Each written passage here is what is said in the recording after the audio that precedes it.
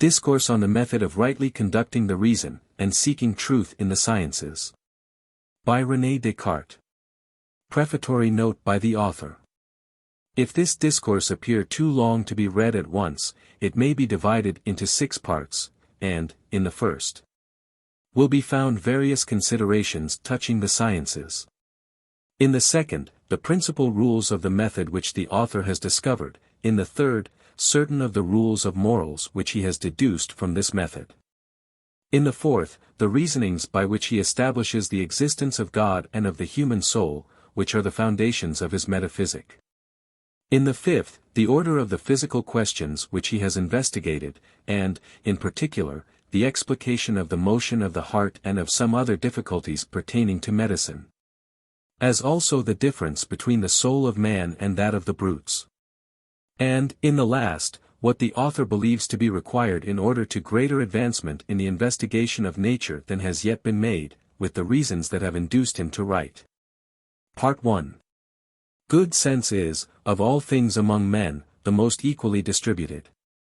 For every one thinks himself so abundantly provided with it, that those even who are the most difficult to satisfy in everything else, do not usually desire a larger measure of this quality than they already possess.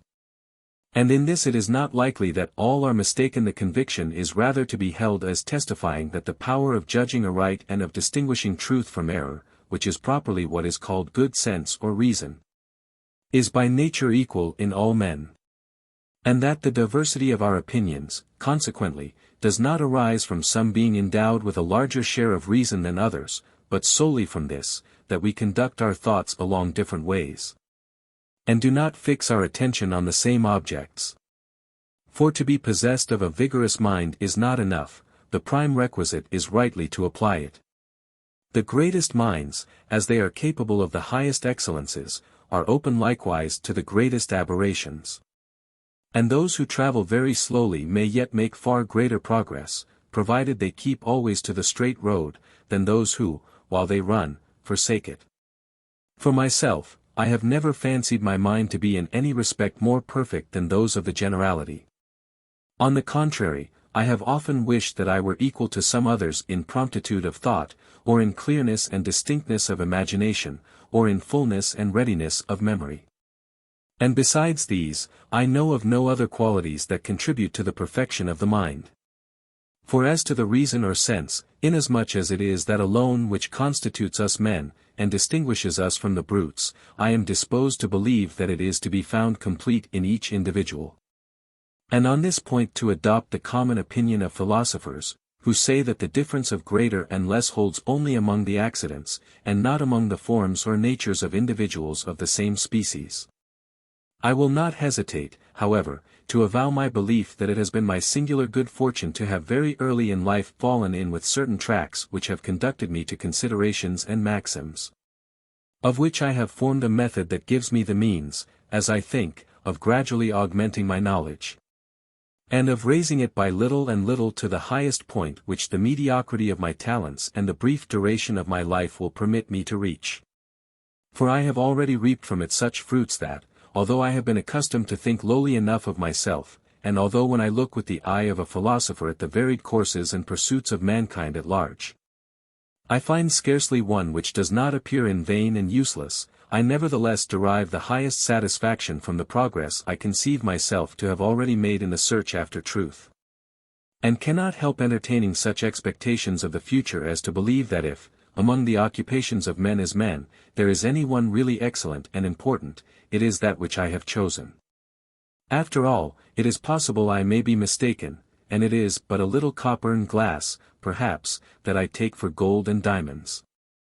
I know how very liable we are to delusion in what relates to ourselves, and also how much the judgments of our friends are to be suspected when given in our favor.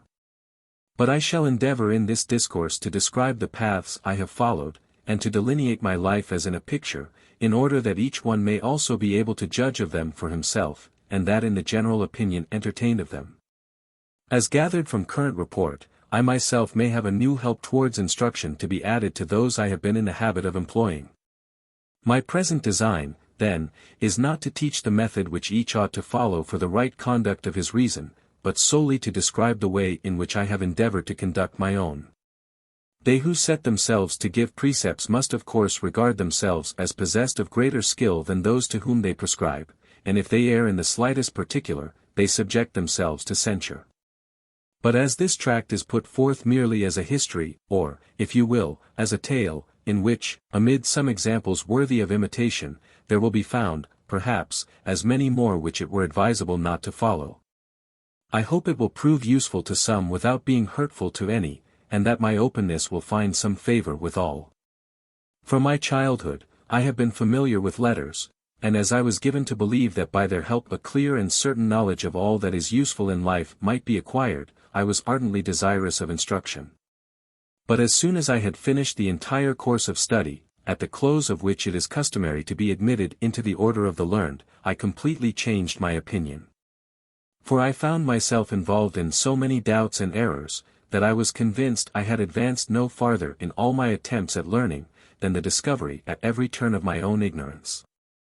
And yet I was studying in one of the most celebrated schools in Europe, in which I thought there must be learned men, if such were anywhere to be found.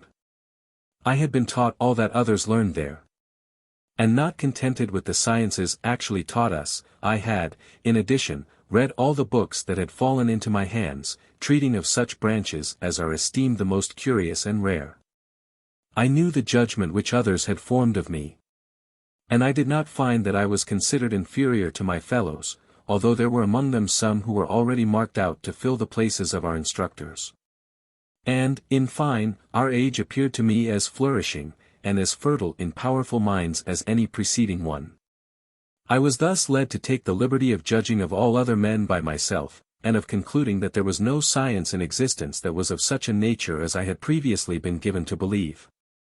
I still continued, however, to hold in esteem the studies of the schools. I was aware that the languages taught in them are necessary to the understanding of the writings of the ancients, that the grace of fable stirs the mind, that the memorable deeds of history elevate it, and, if read with discretion, aid in forming the judgment. That the perusal of all excellent books is, as it were, to interview with the noblest men of past ages, who have written them, and even a studied interview, in which are discovered to us only their choicest thoughts. That eloquence has incomparable force and beauty, that poesy has its ravishing graces and delights. That in the mathematics there are many refined discoveries eminently suited to gratify the inquisitive, as well as further all the arts and lessen the labor of man. That numerous highly useful precepts and exhortations to virtue are contained in treatises on morals, that theology points out the path to heaven. That philosophy affords the means of discoursing with an appearance of truth on all matters, and commands the admiration of the more simple, that jurisprudence, medicine, and the other sciences, secure for their cultivators honors and riches. And, in fine, that it is useful to bestow some attention upon all, even upon those abounding the most in superstition and error, that we may be in a position to determine their real value, and guard against being deceived. But I believe that I had already given sufficient time to languages, and likewise to the reading of the writings of the ancients, to their histories and fables. For to hold converse with those of other ages and to travel, are almost the same thing. It is useful to know something of the manners of different nations, that we may be enabled to form a more correct judgment regarding our own, and be prevented from thinking that everything contrary to our customs is ridiculous and irrational. A conclusion usually come to by those whose experience has been limited to their own country. On the other hand, when too much time is occupied in traveling, we become strangers to our native country, and the over-curious in the customs of the past are generally ignorant of those of the present. Besides, fictitious narratives lead us to imagine the possibility of many events that are impossible. And even the most faithful histories, if they do not wholly misrepresent matters, or exaggerate their importance to render the account of them more worthy of perusal, omit, at least, almost always the meanest and least striking of the attendant circumstances. Hence it happens that the remainder does not represent the truth, and that such as regulate their conduct by examples drawn from this source, are apt to fall into the extravagances of the knight-errants of romance, and to entertain projects that exceed their powers. I esteemed eloquence highly, and was in raptures with poesy, but I thought that both were gifts of nature rather than fruits of study. Those in whom the faculty of reason is predominant, and who most skillfully dispose their thoughts with a view to render them clear and intelligible, are always the best able to persuade others of the truth of what they lay down. Though they should speak only in the language of Lower Brittany, and be wholly ignorant of the rules of rhetoric. And those whose minds are stored with the most agreeable fancies, and who can give expression to them with the greatest embellishment and harmony, are still the best poets, though unacquainted with the art of poetry. I was especially delighted with the mathematics, on account of the certitude and evidence of their reasonings, but I had not as yet a precise knowledge of their true use. And thinking that they but contributed to the advancement of the mechanical arts, I was astonished that foundations, so strong and solid, should have had no loftier superstructure reared on them. On the other hand, I compared the disquisitions of the ancient moralists to very towering and magnificent palaces with no better foundation than sand and mud. They laud the virtues very highly, and exhibit them as estimable far above anything on earth. But they give us no adequate criterion of virtue, and frequently that which they designate with so fine a name is but apathy, or pride, or despair, or parricide. I revered our theology, and aspired as much as any one to reach heaven, but being given assuredly to understand that the way is not less open to the most ignorant than to the most learned, and that the revealed truths which lead to heaven are above our comprehension, I did not presume to subject them to the impotency of my reason. And I thought that in order competently to undertake their examination, there was need of some special help from heaven, and of being more than man. Of philosophy I will say nothing, except that when I saw that it had been cultivated for many ages by the most distinguished men, and that yet there is not a single matter within its sphere which is not still in dispute, and nothing, therefore, which is above doubt, I did not presume to anticipate that my success would be greater in it than that of others. And further, when I considered the number of conflicting opinions touching a single matter that may be upheld by learned men, while there can be but one true, I reckoned as well nigh false all that was only probable. As to the other sciences, inasmuch as these borrow their principles from philosophy, I judged that no solid superstructures could be reared on foundations so infirm. And neither the honor or the gain held out by them was sufficient to determine me to their cultivation, for I was not, thank heaven, in a condition which compelled me to make merchandise of science for the bettering of my fortune. And though I might not profess to scorn glory as a cynic, I yet made very slight account of that honor which I hoped to acquire only through fictitious titles. And, in fine, of false sciences I thought I knew the worth sufficiently to escape being deceived by the professions of an alchemist, the predictions of an astrologer, the impostures of a magician, or by the artifices and boasting of any of those who profess to know things of which they are ignorant. For these reasons, as soon as my age permitted me to pass from under the control of my instructors, I entirely abandoned the study of letters, and resolved no longer to seek any other science than the knowledge of myself, or of the great book of the world. I spent the remainder of my youth in traveling, in visiting courts and armies, in holding intercourse with men of different dispositions and ranks, in collecting varied experience, in proving myself in the different situations into which fortune threw me, and, above all, in making such reflection on the matter of my experience as to secure my improvement. For it occurred to me that I should find much more truth in the reasonings of each individual with reference to the affairs in which he is personally interested, and the issue of which must presently punish him if he has judged amiss, than in those conducted by a man of letters in his study, regarding speculative matters that are of no practical moment, and followed by no consequences to himself, farther, perhaps, than that they foster his vanity the better the more remote they are from common sense, requiring, as they must in this case, the exercise of greater ingenuity and art to render them probable. In addition, I had always a most earnest desire to know how to distinguish the true from the false, in order that I might be able clearly to discriminate the right path in life, and proceed in it with confidence. It is true that, while busied only in considering the manners of other men, I found here, too, scarce any ground for settled conviction, and remarked hardly less contradiction among them than in the opinions of the philosophers. So that the greatest advantage I derived from the study consisted in this, that, observing many things which, however extravagant and ridiculous to our apprehension, are yet by common consent received and approved by other great nations, I learned to entertain too decided a belief in regard to nothing of the truth of which I had been persuaded merely by example and custom.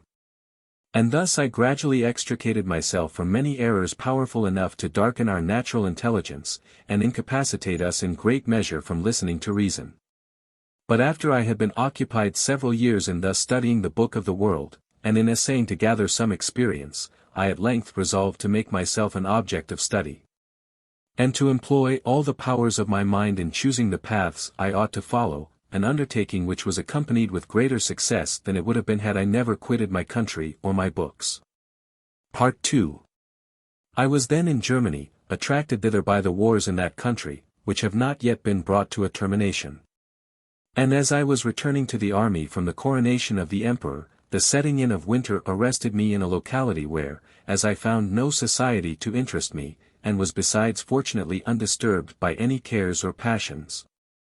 I remained the whole day in seclusion, with full opportunity to occupy my attention with my own thoughts. Of these one of the very first that occurred to me was, that there is seldom so much perfection in works composed of many separate parts, upon which different hands had been employed, as in those completed by a single master. Thus it is observable that the buildings which a single architect has planned and executed, are generally more elegant and commodious than those which several have attempted to improve, by making old walls serve for purposes for which they were not originally built. Thus also, those ancient cities which, from being at first only villages, have become, in course of time, large towns, are usually but ill laid out compared with the regularity constructed towns which a professional architect has freely planned on an open plain. So that although the several buildings of the former may often equal or surpass in beauty those of the latter, yet when one observes their indiscriminate juxtaposition, there a large one and here a small, and the consequent crookedness and irregularity of the streets, one is disposed to allege that chance rather than any human will guided by reason must have led to such an arrangement. And if we consider that nevertheless there have been at all times certain officers whose duty it was to see that private buildings contributed to public ornament, the difficulty of reaching high perfection with but the materials of others to operate on, will be readily acknowledged. In the same way I fancied that those nations which, starting from a semi-barbarous state and advancing to civilization by slow degrees, have had their laws successively determined, and, as it were,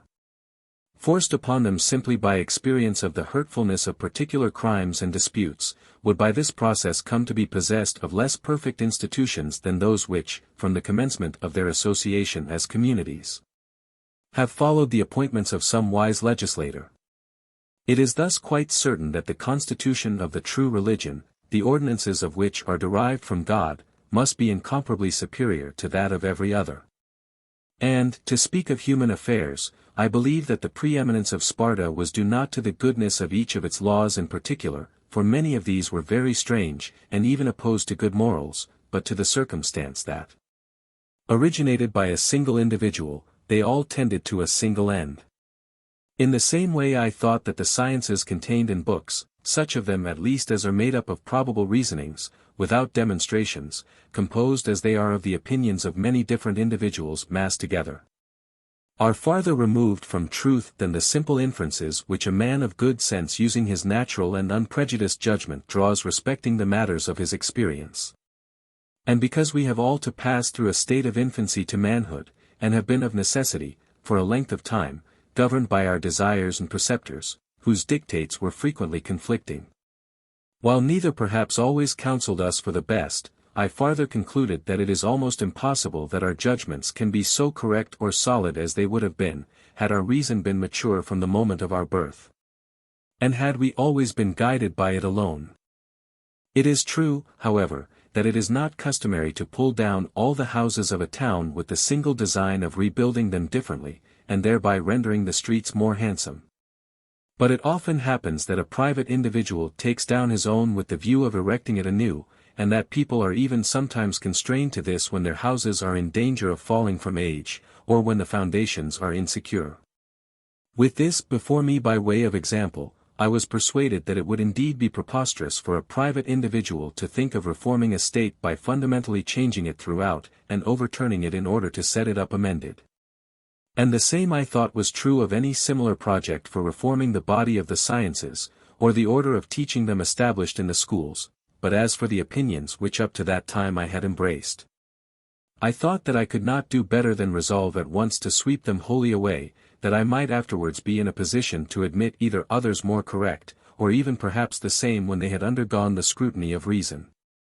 I firmly believed that in this way I should much better succeed in the conduct of my life, than if I built only upon old foundations, and leaned upon principles which, in my youth, I had taken upon trust. For although I recognized various difficulties in this undertaking, these were not, however, without remedy, nor once to be compared with such as attend the slightest reformation in public affairs. Large bodies, if once overthrown, are with great difficulty set up again, or even kept erect when once seriously shaken, and the fall of such is always disastrous. Then if there are any imperfections in the constitutions of states, and that many such exist, the diversity of constitutions is alone sufficient to assure us, custom has without doubt materially smoothed their inconveniences, and has even managed to steer altogether clear of, or insensibly corrected a number which sagacity could not have provided against with equal effect.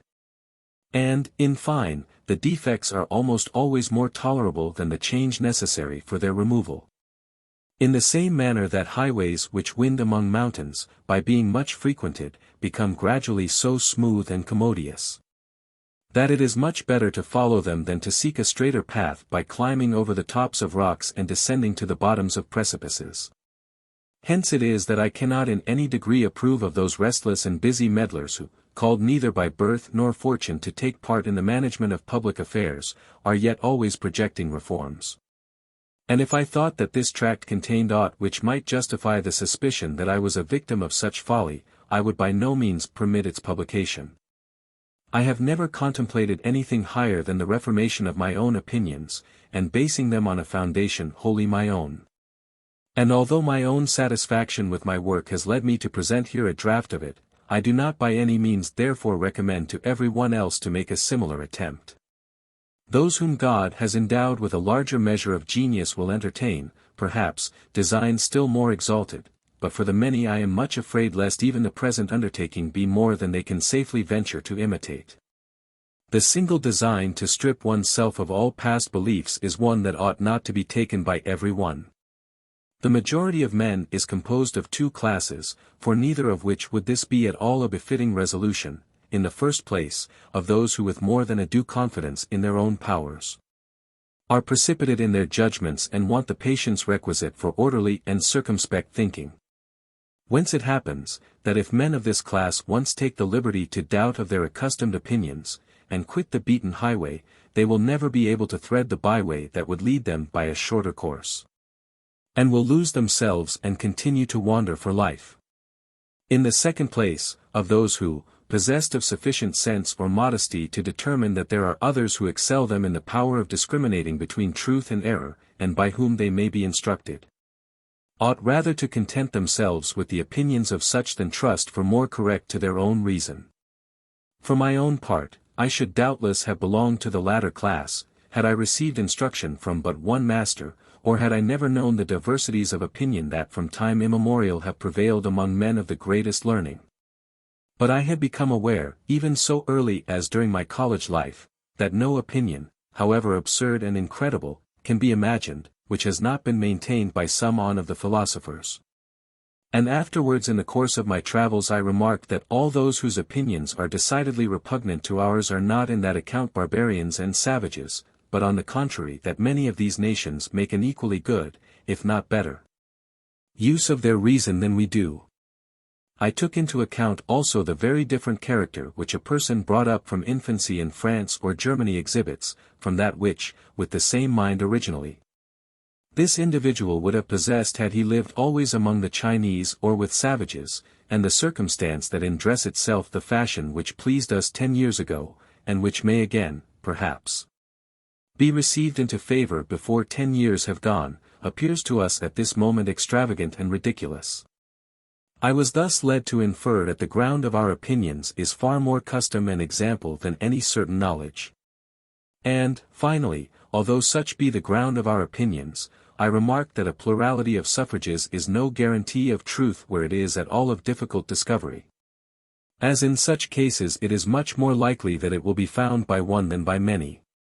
I could, however, select from the crowd no one whose opinions seemed worthy of preference, and thus I found myself constrained, as it were, to use my own reason in the conduct of my life. But like one walking alone and in the dark, I resolved to proceed so slowly and with such circumspection, that if I did not advance far, I would at least guard against falling. I did not even choose to dismiss summarily any of the opinions that had crept into my belief without having been introduced by reason. But first of all took sufficient time carefully to satisfy myself of the general nature of the task I was setting myself, and ascertain the true method by which to arrive at the knowledge of whatever lay within the compass of my powers. Among the branches of philosophy, I had, at an earlier period, given some attention to logic, and among those of the mathematics to geometrical analysis and algebra, 3 arts or sciences which ought, as I conceived, to contribute something to my design. But, on examination, I found that, as for logic, its syllogisms and the majority of its other precepts are of avail rather in the communication of what we already know, or even as the art of lully, in speaking without judgment of things of which we are ignorant, than in the investigation of the unknown. And although this science contains indeed a number of correct and very excellent precepts, there are, nevertheless, so many others, and these either injurious or superfluous, mingled with the former, that it is almost quite as difficult to effect a severance of the true from the false as it is to extract a Diana or a Minerva from a rough block of marble.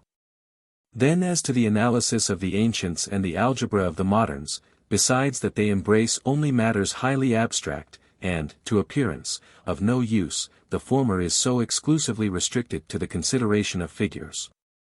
that it can exercise the understanding only on condition of greatly fatiguing the imagination.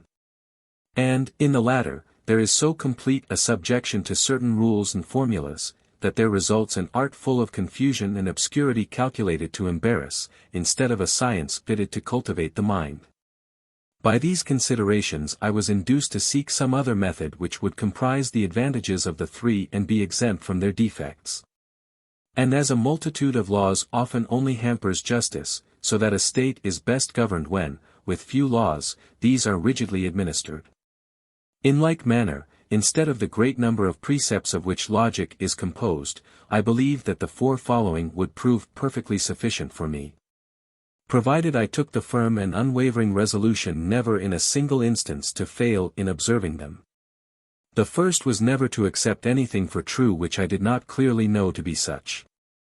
That is to say, carefully to avoid precipitancy and prejudice, and to comprise nothing more in my judgment than what was presented to my mind so clearly and distinctly as to exclude all ground of doubt. The second, to divide each of the difficulties under examination into as many parts as possible, and as might be necessary for its adequate solution. The third, to conduct my thoughts in such order that, by commencing with objects the simplest and easiest to know, I might ascend by little and little, and, as it were, step by step, to the knowledge of the more complex, assigning in thought a certain order even to those objects which in their own nature do not stand in a relation of antecedence and sequence. And the last, in every case to make enumerations so complete, and reviews so general, that I might be assured that nothing was omitted. The long chains of simple and easy reasonings by means of which geometers are accustomed to reach the conclusions of their most difficult demonstrations, had led me to imagine that all things, to the knowledge of which man is competent, are mutually connected in the same way, and that there is nothing so far removed from us as to be beyond our reach, or so hidden that we cannot discover it, provided only we abstain from accepting the false for the true, and always preserve in our thoughts the order necessary for the deduction of one truth from another. And I had little difficulty in determining the objects with which it was necessary to commence, for I was already persuaded that it must be with the simplest and easiest to know, and Considering that of all those who have hitherto sought truth in the sciences, the mathematicians alone have been able to find any demonstrations, that is, any certain and evident reasons. I did not doubt but that such must have been the rule of their investigations. I resolved to commence, therefore, with the examination of the simplest objects, not anticipating, however, from this any other advantage than that to be found in accustoming my mind to the love and nourishment of truth, and to a distaste for all such reasonings as were unsound. But I had no intention on that account of attempting to master all the particular sciences commonly denominated mathematics, but observing that, however different their objects, they all agree in considering only the various relations or proportions subsisting among those objects. I thought it best for my purpose to consider these proportions in the most general form possible, without referring them to any objects in particular, except such as would most facilitate the knowledge of them, and without by any means restricting them to these, that afterwards I might thus be the better able to apply them to every other class of objects to which they are legitimately applicable. Perceiving further, that in order to understand these relations I should sometimes have to consider them one by one and sometimes only to bear them in mind, or embrace them in the aggregate, I thought that, in order the better to consider them individually, I should view them as subsisting between straight lines, than which I could find no objects more simple, or capable of being more distinctly represented to my imagination and senses. And on the other hand, that in order to retain them in the memory or embrace an aggregate of many, I should express them by certain characters the briefest possible. In this way I believed that I could borrow all that was best both in geometrical analysis and in algebra, and correct all the defects of the one by help of the other. And, in point of fact, the accurate observance of these few precepts gave me, I take the liberty of saying, such ease in unraveling all the questions embraced in these two sciences, that in the 2 or 3 months I devoted to their examination, not only did I reach solutions of questions I had formerly deemed exceedingly difficult, but even as regards questions of the solution of which I continued ignorant, I was enabled, as it appeared to me, to determine the means whereby, and the extent to which a solution was possible. Results attributable to the circumstance that I commenced with the simplest and most general truths, and that thus each truth discovered was a rule available in the discovery of subsequent ones. Nor in this perhaps shall I appear too vain, if it be considered that, as the truth on any particular point is one, whoever apprehends the truth, knows all that on that point can be known. The child, for example, who has been instructed in the elements of arithmetic, and has made a particular addition, according to rule, may be assured that he has found, with respect to the sum of the numbers before him, and that in this instance is within the reach of human genius. Now, in conclusion, the method which teaches adherence to the true order, and an exact enumeration of all the conditions of the things sought includes all that gives certitude to the rules of arithmetic. But the chief ground of my satisfaction with this method, was the assurance I had of thereby exercising my reason in all matters, if not with absolute perfection, at least with the greatest attainable by me. Besides, I was conscious that by its use my mind was becoming gradually habituated to clearer and more distinct conceptions of its objects. And I hoped also, from not having restricted this method to any particular matter, to apply it to the difficulties of the other sciences, with not less success than to those of algebra. I should not, however, on this account have ventured at once on the examination of all the difficulties of the sciences which presented themselves to me, for this would have been contrary to the order prescribed in the method. But observing that the knowledge of such is dependent on principles borrowed from philosophy, in which I found nothing certain, I thought it necessary first of all to endeavor to establish its principles. And because I observed, besides, that an inquiry of this kind was of all others of the greatest moment, and one in which precipitancy in anticipation in judgment were most to be dreaded, I thought that I ought not to approach it till I had reached a more mature age, being at that time but 23, and had first of all employed much of my time in preparation for the work, as well by eradicating from my mind all the erroneous opinions I had up to that moment accepted, as by amassing variety of experience to afford materials for my reasonings, and by continually exercising myself in my chosen method with a view to increased skill in its application. Part 3. And finally, as it is not enough, before commencing to rebuild the house in which we live, that it be pulled down, and materials and builders provided, or that we engage in the work ourselves. According to a plan which we have beforehand carefully drawn out, but as it is likewise necessary that we be furnished with some other house in which we may live commodiously during the operations. So that I might not remain irresolute in my actions, while my reason compelled me to suspend my judgment, and that I might not be prevented from living thenceforward in the greatest possible felicity, I formed a provisory code of morals, composed of 3 or 4 maxims, with which I am desirous to make you acquainted. The first was to obey the laws and customs of my country, adhering firmly to the faith in which, by the grace of God, I had been educated from my childhood and regulating my conduct in every other matter according to the most moderate opinions. And the farthest removed from extremes, which should happen to be adopted in practice with general consent of the most judicious of those among whom I might be living. For as I had from that time begun to hold my own opinions for naught because I wished to subject them all to examination, I was convinced that I could not do better than follow in the meantime the opinions of the most judicious. And although there are some perhaps among the Persians and Chinese as judicious as among ourselves, expediency seemed to dictate that I should regulate my practice conformably to the opinions of those with whom I should have to live. And it appeared to me that, in order to ascertain the real opinions of such, I ought rather to take cognizance of what they practiced than of what they said, not only because, in the corruption of our manners, there are few disposed to speak exactly as they believe, but also because very many are not aware of what it is that they really believe. For, as the act of mind by which a thing is believed is different from that by which we know that we believe it, the one act is often found without the other. Also, amid many opinions held in equal repute, I chose always the most moderate, as much for the reason that these are always the most convenient for practice, and probably the best, for all excess is generally vicious, as that, in the event of my falling into error, I might be at less distance from the truth than if, having chosen one of the extremes, it should turn out to be the other which I ought to have adopted. And I placed in the class of extremes especially all promises by which somewhat of our freedom is abridged.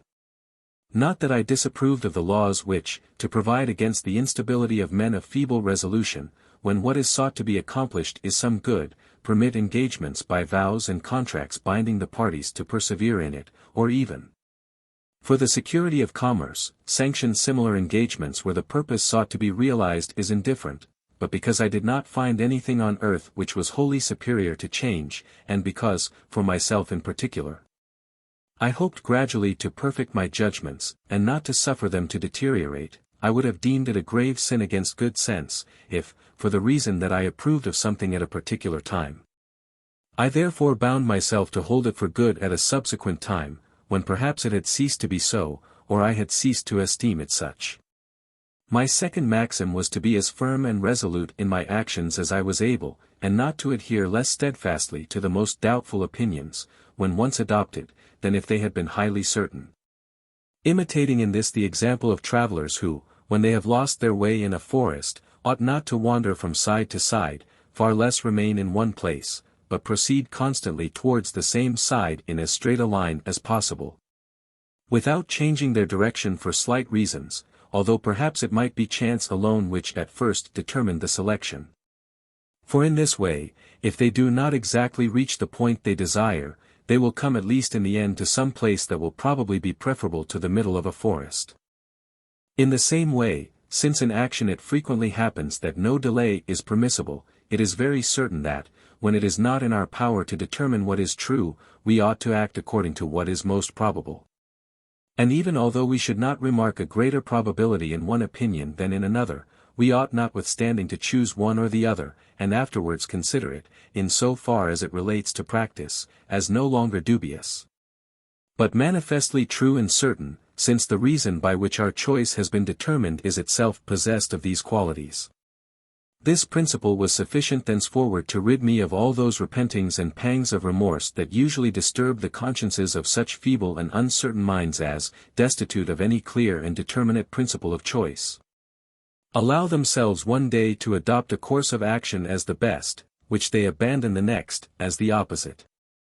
My third maxim was to endeavor always to conquer myself rather than fortune, and change my desires rather than the order of the world, and in general, accustom myself to the persuasion that, except our own thoughts, there is nothing absolutely in our power.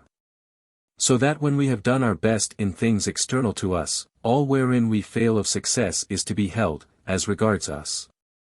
absolutely impossible, and this single principle seemed to me sufficient to prevent me from desiring for the future anything which I could not obtain, and thus render me contented. For since our will naturally seeks those objects alone which the understanding represents as in some way possible of attainment, it is plain, that if we consider all external goods as equally beyond our power, we shall no more regret the absence of such goods as seem due to our birth, when deprived of them without any fault of ours, than our not possessing the kingdoms of China or Mexico, and thus making, so to speak, a virtue of necessity. We shall no more desire health in disease, or freedom in imprisonment, than we now do bodies incorruptible as diamonds, or the wings of birds to fly with. But I confess there is need of prolonged discipline and frequently repeated meditation to accustom the mind to view all objects in this light. And I believe that in this chiefly consisted the secret of the power of such philosophers as in former times were enabled to rise superior to the influence of fortune, and, amid suffering and poverty, enjoy a happiness which their gods might have envied.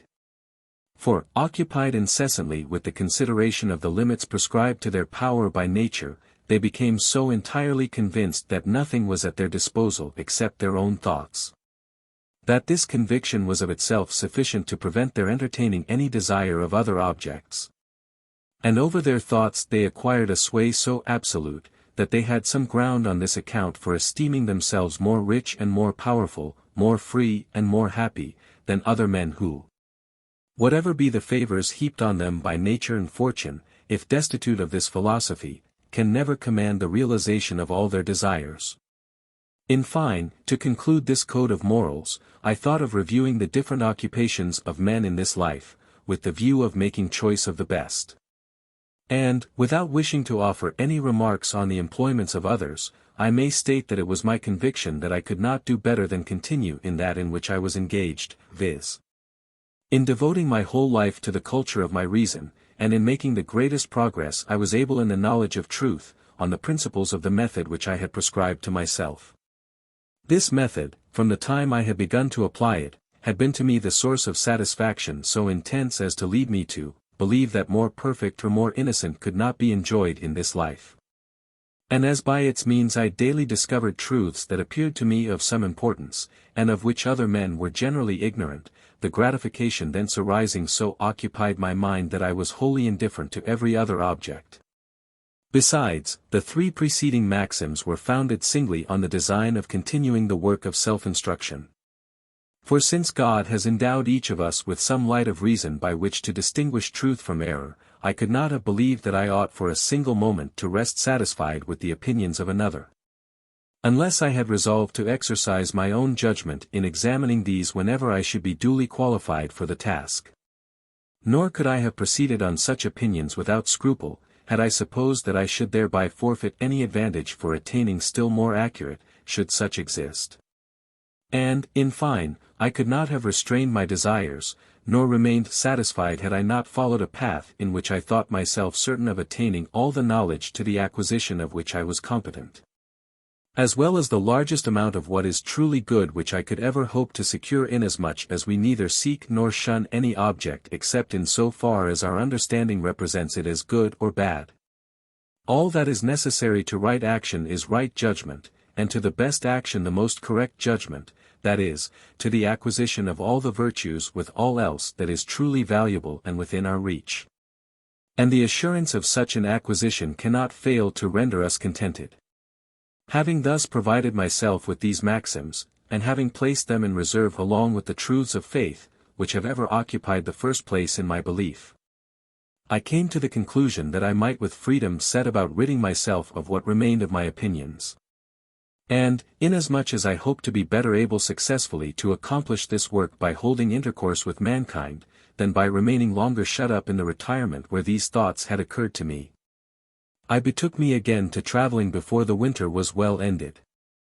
And, during the 9 subsequent years, I did nothing but roam from one place to another, desirous of being a spectator rather than an actor in the plays exhibited on the theatre of the world.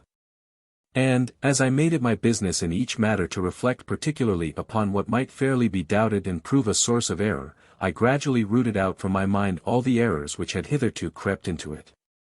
Not that in this I imitated the skeptics who doubt only that they may doubt, and seek nothing beyond uncertainty itself. For, on the contrary, my design was singly to find ground of assurance, and cast aside the loose earth and sand, that I might reach the rock or the clay. In this, as appears to me, I was successful enough. For, since I endeavored to discover the falsehood or incertitude of the propositions I examined, not by feeble conjectures, but by clear and certain reasonings, I met with nothing so doubtful as not to yield some conclusion of adequate certainty. Although this were merely the inference, that the matter in question contained nothing certain. And, just as in pulling down an old house, we usually reserve the ruins to contribute towards the erection, so, in destroying such of my opinions as I judged to be ill-founded, I made a variety of observations and acquired an amount of experience of which I availed myself in the establishment of more certain. And further, I continued to exercise myself in the method I had prescribed. For, besides taking care in general to conduct all my thoughts according to its rules, I reserved some hours from time to time which I expressly devoted to the employment of the method in the solution of mathematical difficulties. Or even in the solution likewise of some questions belonging to other sciences, but which, by my having detached them from such principles of these sciences as were of inadequate certainty, were rendered almost mathematical. The truth of this will be manifest from the numerous examples contained in this volume. And thus, without in appearance living otherwise than those who, with no other occupation than that of spending their lives agreeably and innocently, study to sever pleasure from vice, and who, that they may enjoy their leisure without ennui, have recourse to such pursuits as are honorable, I was nevertheless prosecuting my design, and making greater progress in the knowledge of truth, than I might, perhaps, have made had I been engaged in the perusal of books merely, or in holding converse with men of letters. These 9 years passed away, however, before I had come to any determinate judgment respecting the difficulties which form matter of dispute among the learned, or had commenced to seek the principles of any philosophy more certain than the vulgar. And the examples of many men of the highest genius, who had, in former times, engaged in this inquiry, but, as appeared to me, without success, led me to imagine it to be a work of so much difficulty, that I would not perhaps have ventured on it so soon had I not heard it currently rumored that I had already completed the inquiry. I know not what were the grounds of this opinion. And, if my conversation contributed in any measure to its rise, this must have happened rather from my having confessed my ignorance with greater freedom than those are accustomed to do who have studied a little, and expounded perhaps the reasons that led me to doubt of many of those things that by others are esteemed certain, than from my having boasted of any system of philosophy. But, as I am of a disposition that makes me unwilling to be esteemed different from what I really am, I thought it necessary to endeavor by all means to render myself worthy of the reputation accorded to me. And it is now exactly 8 years since this desire constrained me to remove from all those places where interruption from any of my acquaintances was possible, and betake myself to this country,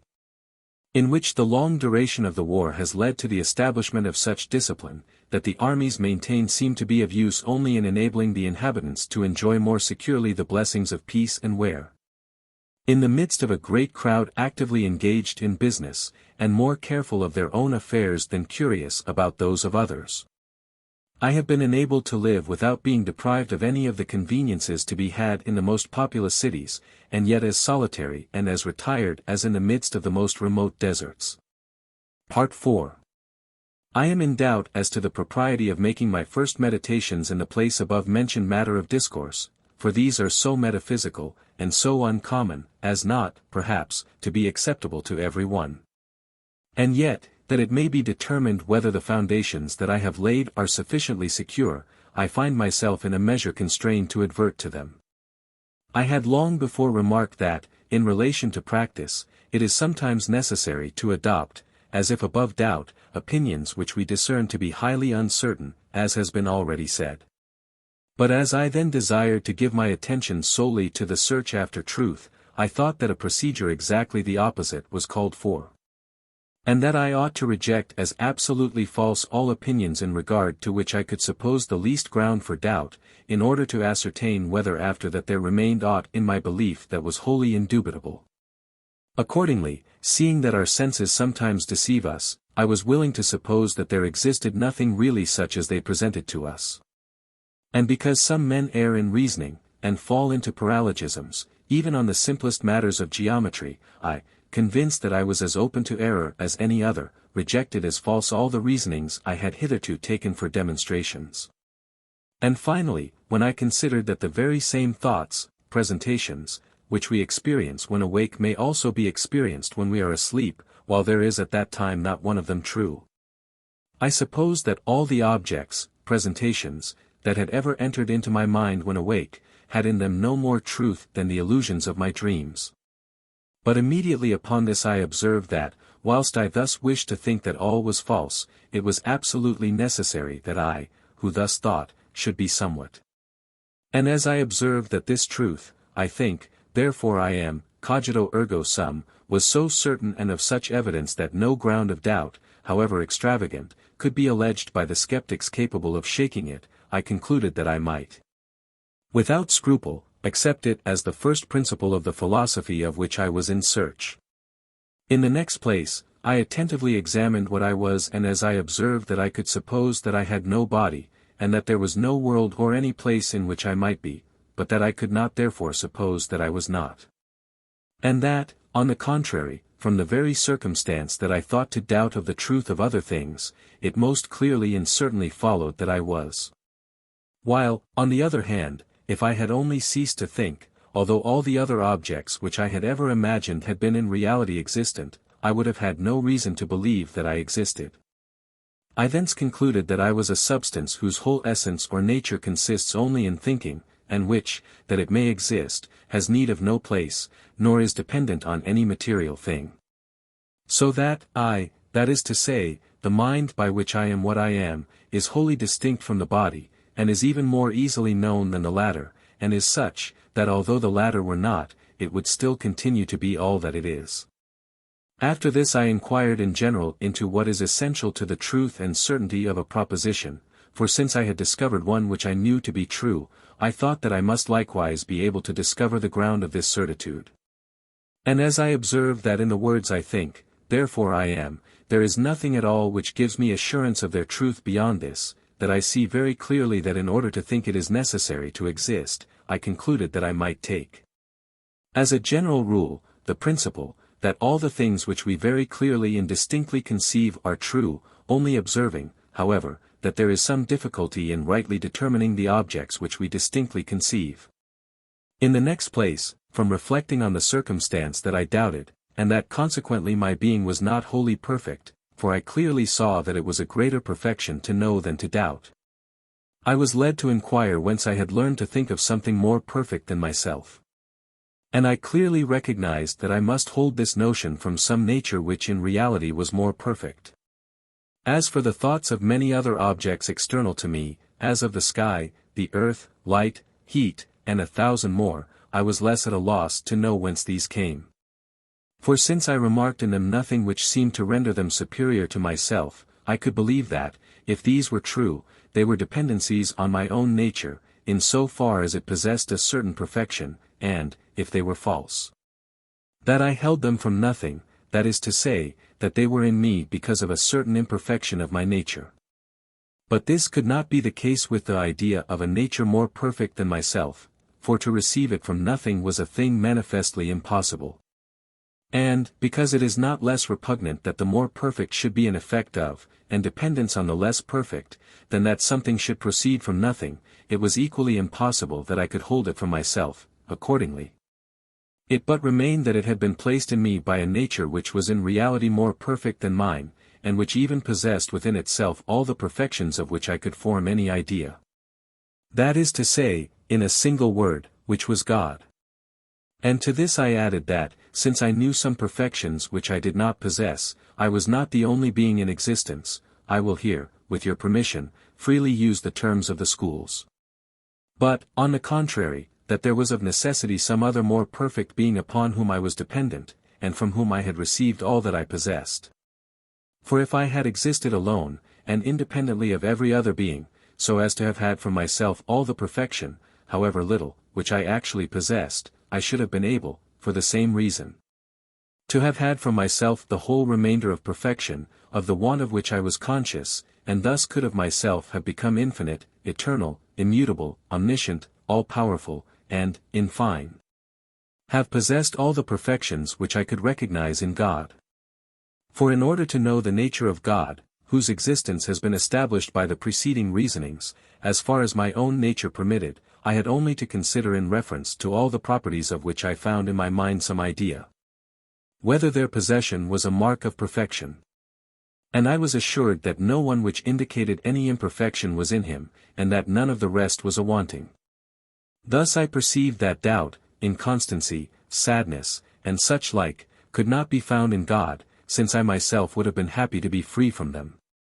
Besides, I had ideas of many sensible and corporeal things.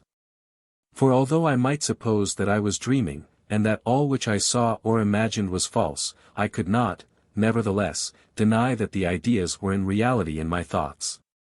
But, because I had already very clearly recognized in myself that the intelligent nature is distinct from the corporeal, and as I observed that all composition is an evidence of dependency, and that a state of dependency is manifestly a state of imperfection, I therefore determined that it could not be a perfection in God to be compounded of these two natures, and that consequently he was not so compounded. But that if there were any bodies in the world, or even any intelligences, or other natures that were not wholly perfect, their existence depended on his power in such a way that they could not subsist without him for a single moment. I was disposed straightway to search for other truths, and when I had represented to myself the object of the geometers, which I conceived to be a continuous body or a space indefinitely extended in length, breadth, and height or depth, divisible into divers parts which admit of different figures and sizes, and of being moved or transposed in all manner of ways, for all this the geometers suppose to be in the object they contemplate, I went over some of their simplest demonstrations. And, in the first place, I observed, that the great certitude which by common consent is accorded to these demonstrations, is founded solely upon this, that they are clearly conceived in accordance with the rules I have already laid down. In the next place, I perceived that there was nothing at all in these demonstrations which could assure me of the existence of their object. Thus, for example, supposing a triangle to be given, I distinctly perceived that its 3 angles were necessarily equal to 2 right angles, but I did not on that account perceive anything which could assure me that any triangle existed, while, on the contrary, recurring to the examination of the idea of a perfect being, I found that the existence of the being was comprised in the idea in the same way that the equality of its 3 angles to 2 right angles is comprised in the idea of a triangle, or as in the idea of a sphere, the equidistance of all points on its surface from the center, or even still more clearly. And that consequently it is at least as certain that God, who is this perfect being, is, or exists, as any demonstration of geometry can be. But the reason which leads many to persuade themselves that there is a difficulty in knowing this truth, and even also in knowing what their mind really is that they never raise their thoughts above sensible objects, and are so accustomed to consider nothing except by way of imagination, which is a mode of thinking limited to material objects, that all that is not imaginable seems to them not intelligible. The truth of this is sufficiently manifest from the single circumstance, that the philosophers of the schools accept as a maxim that there is nothing in the understanding which was not previously in the senses. In which however it is certain that the ideas of God and of the soul have never been. And it appears to me that they who make use of their imagination to comprehend these ideas do exactly the same thing as if, in order to hear sounds or smell odors, they strove to avail themselves of their eyes. Unless indeed that there is this difference, that the sense of sight does not afford us an inferior assurance to those of smell or hearing. In place of which, neither our imagination nor our senses can give us assurance of anything unless our understanding intervene. Finally, if there be still persons who are not sufficiently persuaded of the existence of God and of the soul, by the reasons I have adduced, I am desirous that they should know that all the other propositions, Of the truth of which they deem themselves perhaps more assured, as that we have a body, and that there exist stars and an earth, and such like, are less certain. For, although we have a moral assurance of these things, which is so strong that there is an appearance of extravagance in doubting of their existence, yet at the same time no one, unless his intellect is impaired, can deny. When the question relates to a metaphysical certitude, that there is sufficient reason to exclude entire assurance. In the observation that when asleep we can in the same way imagine ourselves possessed of another body and that we see other stars and another earth, when there is nothing of the kind. For how do we know that the thoughts which occur in dreaming are false rather than those other which we experience when awake, since the former are often not less vivid and distinct than the latter? And though men of the highest genius study this question as long as they please, I do not believe that they will be able to give any reason which can be sufficient to remove this doubt, unless they presuppose the existence of God. For, in the first place even the principle which I have already taken as a rule, viz. that all the things which we clearly and distinctly conceive are true, is certain only because God is or exists and because he is a perfect being, and because all that we possess is derived from him, whence it follows that our ideas or notions, which to the extent of their clearness and distinctness are real, and proceed from God, must to that extent be true. Accordingly, whereas we not infrequently have ideas or notions in which some falsity is contained, this can only be the case with such as are to some extent confused and obscure, and in this proceed from nothing, participative negation, that is, exist in us thus confused because we are not wholly perfect. And it is evident that it is not less repugnant that falsity or imperfection, in so far as it is imperfection, should proceed from God, than that truth or perfection should proceed from nothing. But if we did not know that all which we possess of real and true proceeds from a perfect and infinite being, however clear and distinct our ideas might be, we should have no ground on that account for the assurance that they possessed the perfection of being true. But after the knowledge of God and of the soul has rendered us certain of this rule, we can easily understand that the truth of the thoughts we experience when awake ought not in the slightest degree to be called in question on account of the illusions of our dreams. For if it happened that an individual, even when asleep, had some very distinct idea, as, for example, if a geometer should discover some new demonstration, the circumstance of his being asleep would not militate against its truth. And as for the most ordinary error of our dreams, which consists in their representing to us various objects in the same way as our external senses, this is not prejudicial, since it leads us very properly to suspect the truth of the ideas of sense. For we are not infrequently deceived in the same manner when awake, as when persons in the jaundice see all objects yellow, or when the stars or bodies at a great distance appear to us much smaller than they are. For, in fine, whether awake or asleep, we ought never to allow ourselves to be persuaded of the truth of anything unless on the evidence of our reason. And it must be noted that I say of our reason, and not of our imagination or of our senses. Thus, for example, although we very clearly see the sun, we ought not therefore to determine that it is only of the size which our sense of sight presents. And we may very distinctly imagine the head of a lion joined to the body of a goat, without being therefore shut up to the conclusion that a chimera exists, for it is not a dictate of reason that what we thus see or imagine is in reality existent. But it plainly tells us that all our ideas or notions contain in them some truth, for otherwise it could not be that God, who is wholly perfect and veracious, should have placed them in us. And because our reasonings are never so clear or so complete during sleep as when we are awake, although sometimes the acts of our imagination are then as lively and distinct, if not more so than in our waking moments, reason further dictates that, since all our thoughts cannot be true because of our partial imperfection, those possessing truth must infallibly be found in the experience of our waking moments rather than in that of our dreams. Part 5. I would here willingly have proceeded to exhibit the whole chain of truths which I deduced from these primary, but as with a view to this it would have been necessary now to treat of many questions in dispute among the learned, with whom I do not wish to be embroiled. I believe that it will be better for me to refrain from this exposition, and only mention in general what these truths are, that the more judicious may be able to determine whether a more special account of them would conduce to the public advantage. I have ever remained firm in my original resolution to suppose no other principle than that of which I have recently availed myself in demonstrating the existence of God and of the soul. And to accept as true nothing that did not appear to me more clear and certain than the demonstrations of the geometers had formerly appeared. And yet I venture to state that not only have I found means to satisfy myself in a short time on all the principal difficulties which are usually treated of in philosophy, but I have also observed certain laws established in nature by God in such a manner, and of which he has impressed on our minds such notions, that after we have reflected sufficiently upon these, we cannot doubt that they are accurately observed in all that exists or takes place in the world, and farther, by considering the concatenation of these laws. It appears to me that I have discovered many truths more useful and more important than all I had before learned, or even had expected to learn. But because I have essayed to expound the chief of these discoveries in a treatise which certain considerations prevent me from publishing,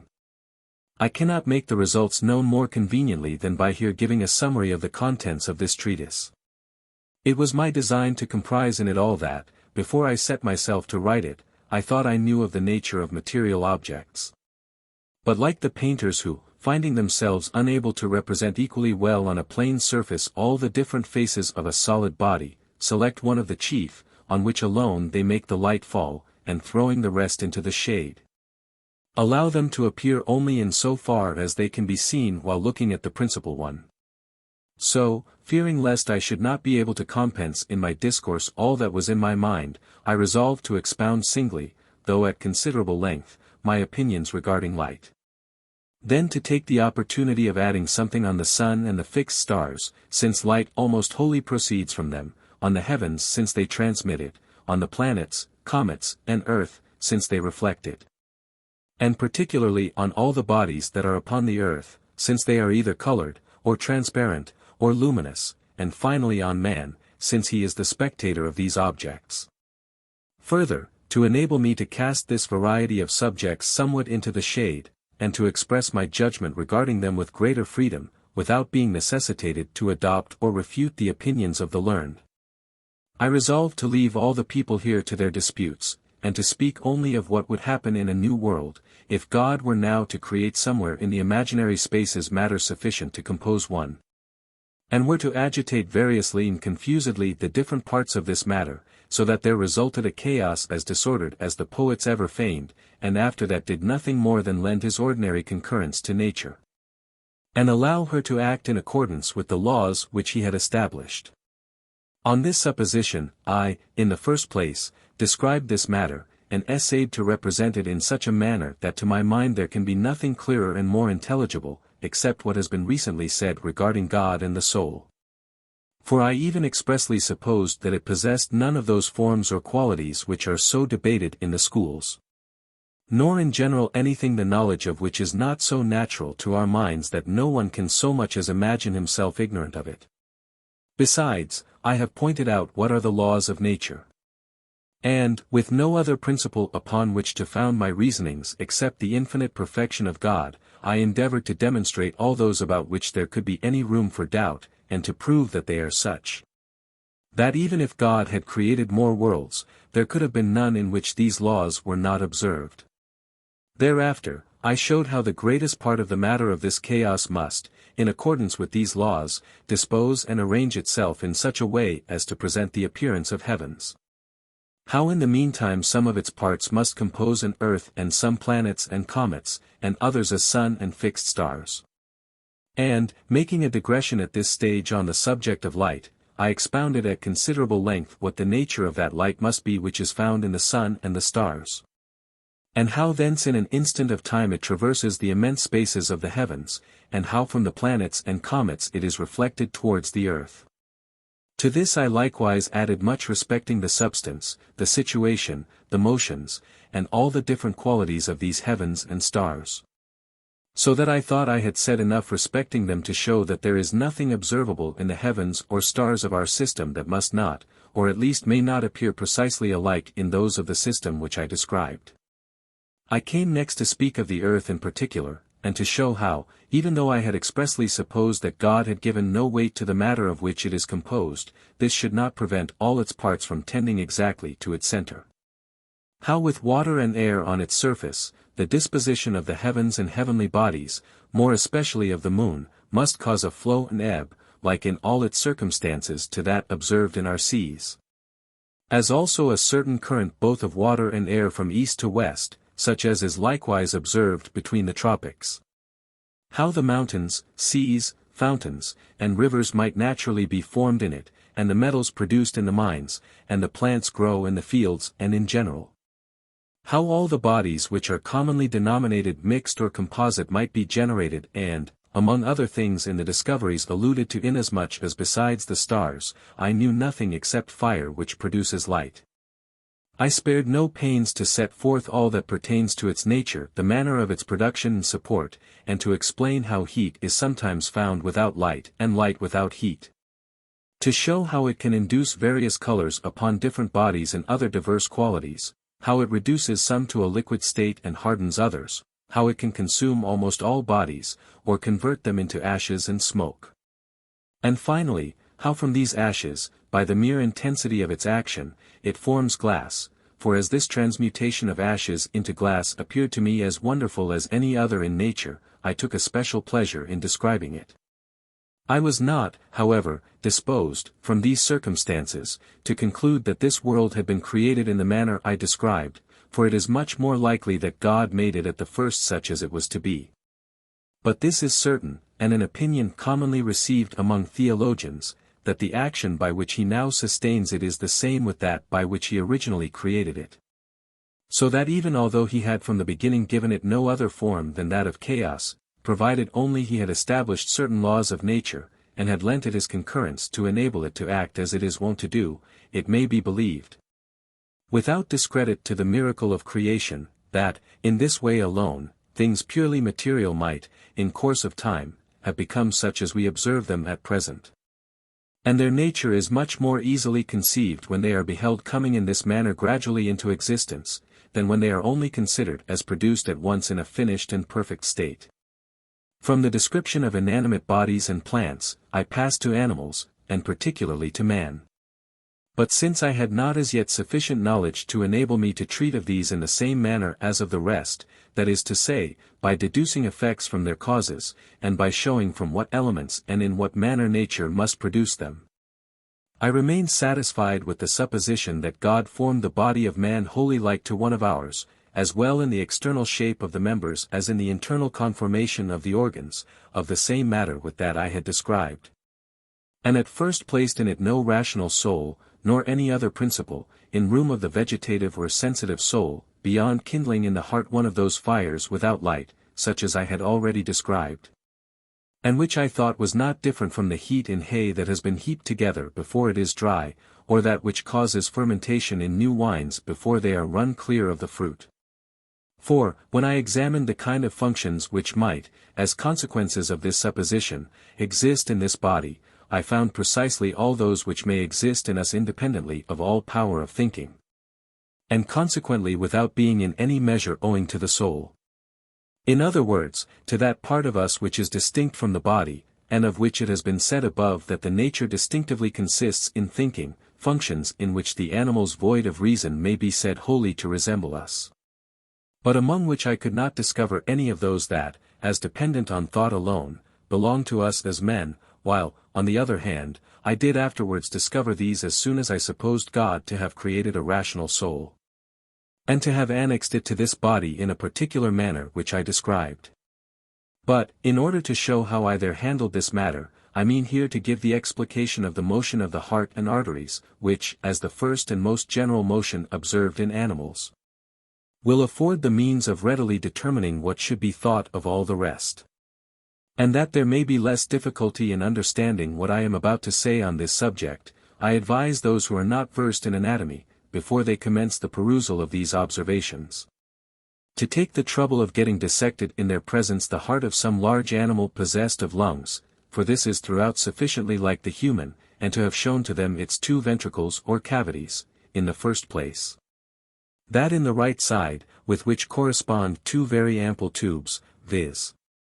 the hollow vein, vena cava, which is the principal receptacle of the blood, and the trunk of the tree, as it were, of which all the other veins in the body are branches. And the arterial vein, vena arteriosa, inappropriately so denominated, since it is in truth only an artery, which, taking its rise in the heart, is divided, after passing out from it, into many branches which presently disperse themselves all over the lungs. In the second place, the cavity in the left side, with which correspond in the same manner two canals in size equal to or larger than the preceding, viz.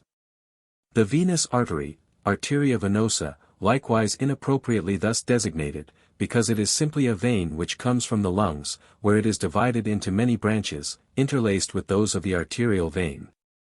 and those of the tube called the windpipe, through which the air we breathe enters. And the great artery which, issuing from the heart, sends its branches all over the body. I should wish also that such persons were carefully shown the 11 pellicles which, like so many small valves, open and shut the 4 orifices that are in these 2 cavities, viz. 3 at the entrance of the hollow veins, where they are disposed in such a manner as by no means to prevent the blood which it contains from flowing into the right ventricle of the heart, and yet exactly to prevent its flowing out. 3 at the entrance to the arterial vein, which, arranged in a manner exactly the opposite of the former, readily permit the blood contained in this cavity to pass into the lungs,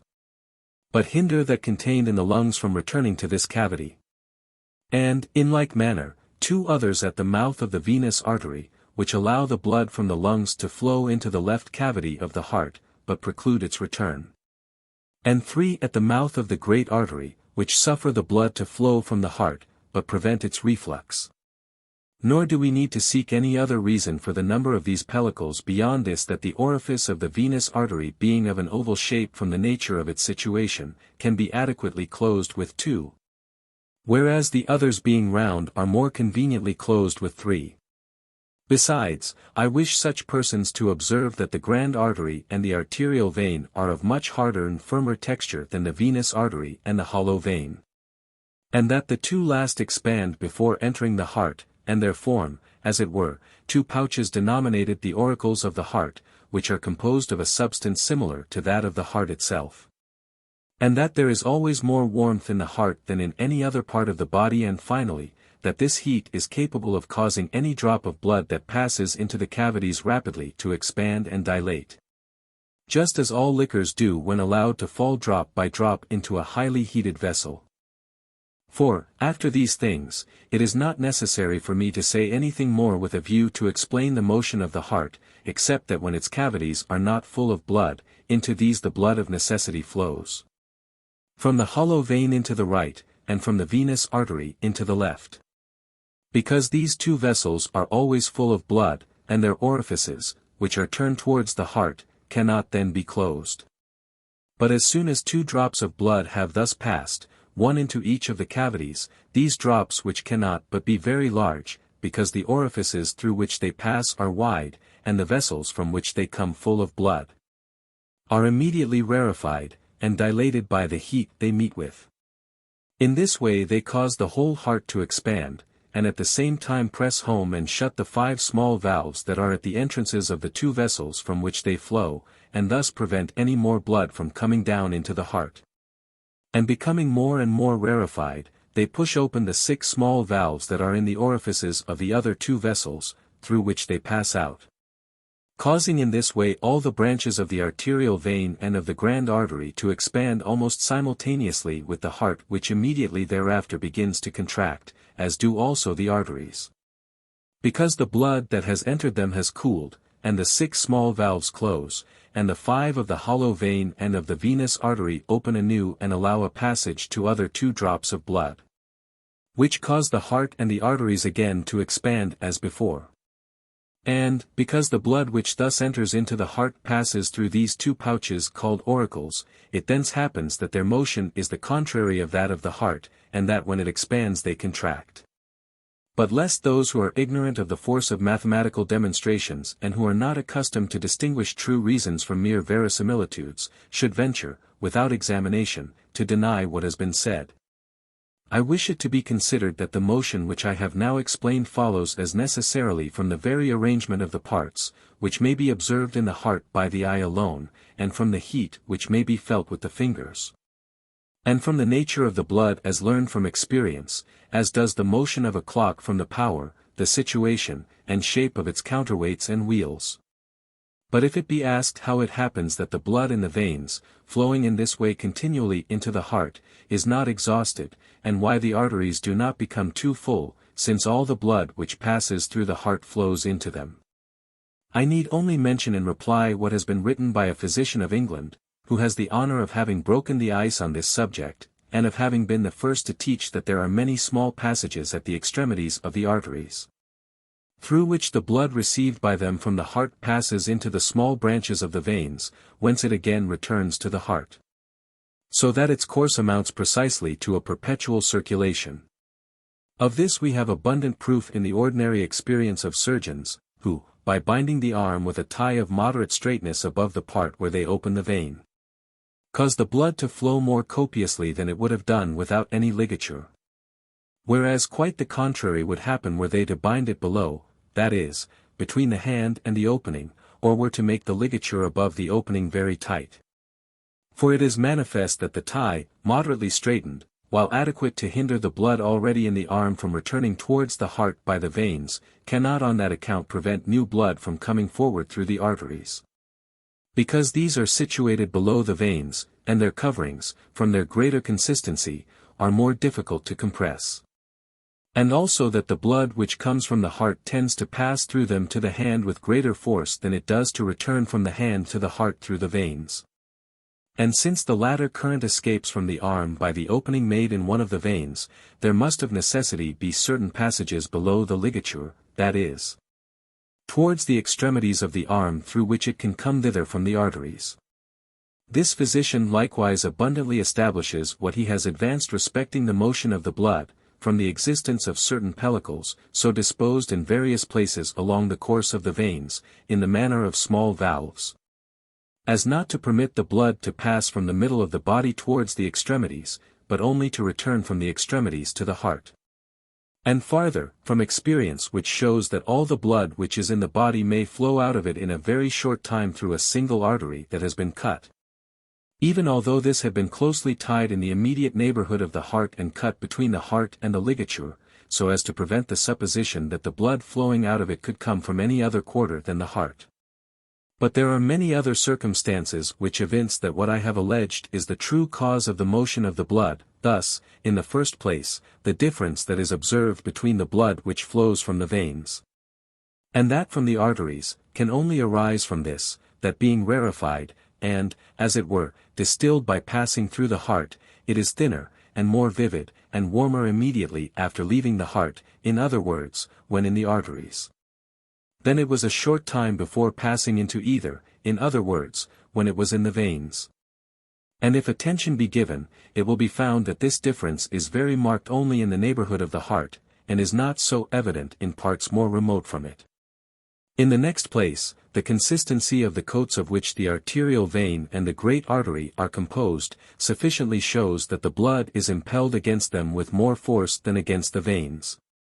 And why should the left cavity of the heart and the great artery be wider and larger than the right cavity and the arterial vein, were it not that the blood of the venous artery, having only been in the lungs after it has passed through the heart,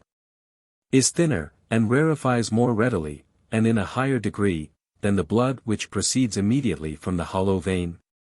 And what can physicians conjecture from feeling the pulse unless they know that according as the blood changes its nature it can be rarefied by the warmth of the heart, in a higher or lower degree, and more or less quickly than before?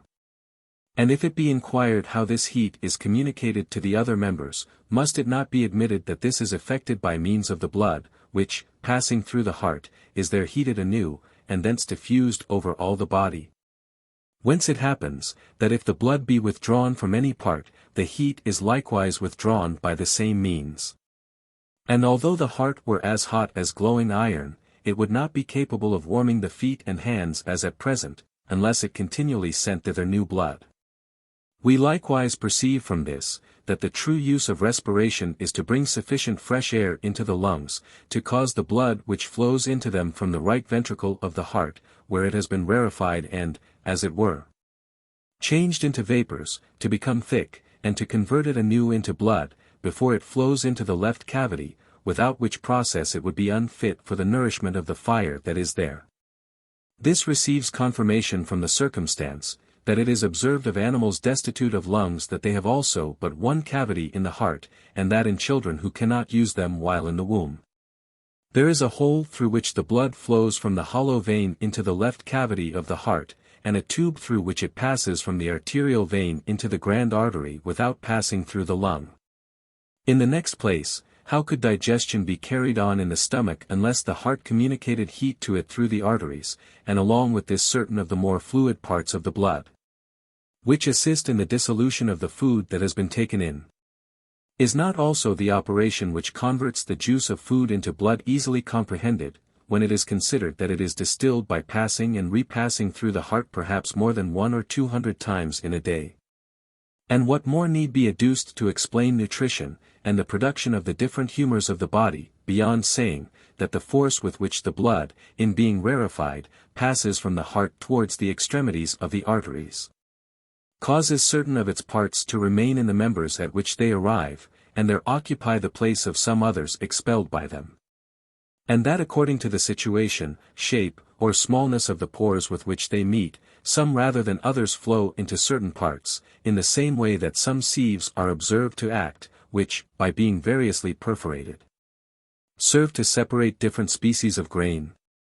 And, in the last place, what above all is here worthy of observation, is the generation of the animal spirits, which are like a very subtle wind, or rather a very pure and vivid flame which, continually ascending in great abundance from the heart to the brain, thence penetrates through the nerves into the muscles, and gives motion to all the members.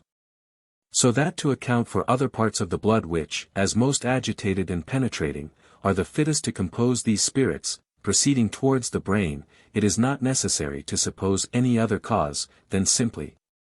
that the arteries which carry them thither proceed from the heart in the most direct lines, and that, according to the rules of mechanics which are the same with those of nature, when many objects tend at once to the same point where there is not sufficient room for all, as is the case with the parts of the blood which flow forth from the left cavity of the heart and tend towards the brain, the weaker and less agitated parts must necessarily be driven aside from that point by the stronger which alone in this way reach it. I had expounded all these matters with sufficient minuteness in the treatise which I formerly thought of publishing. And after these, I had shown what must be the fabric of the nerves and muscles of the human body to give the animal spirits contained in it the power to move the members. As when we see heads shortly after they have been struck off still move and bite the earth, although no longer animated. What changes must take place in the brain to produce waking, sleep, and dreams, how light, sounds, odors, tastes, heat, and all the other qualities of external objects impress it with different ideas by means of the senses. How hunger, thirst, and the other internal affections can likewise impress upon it diverse ideas. What must be understood by the common sense, sensus communis, in which these ideas are received, by the memory which retains them, by the fantasy which can change them in various ways, and out of them compose new ideas, and which, by the same means, distributing the animal spirits through the muscles, can cause the members of such a body to move in as many different ways, and in a manner as suited, whether to the objects that are presented to its senses or to its internal affections, as can take place in our own case apart from the guidance of the will. Nor will this appear at all strange to those who are acquainted with the variety of movements performed by the different automata, or moving machines fabricated by human industry. And that with help of but few pieces compared with the great multitude of bones, muscles, nerves, arteries, veins, and other parts that are found in the body of each animal.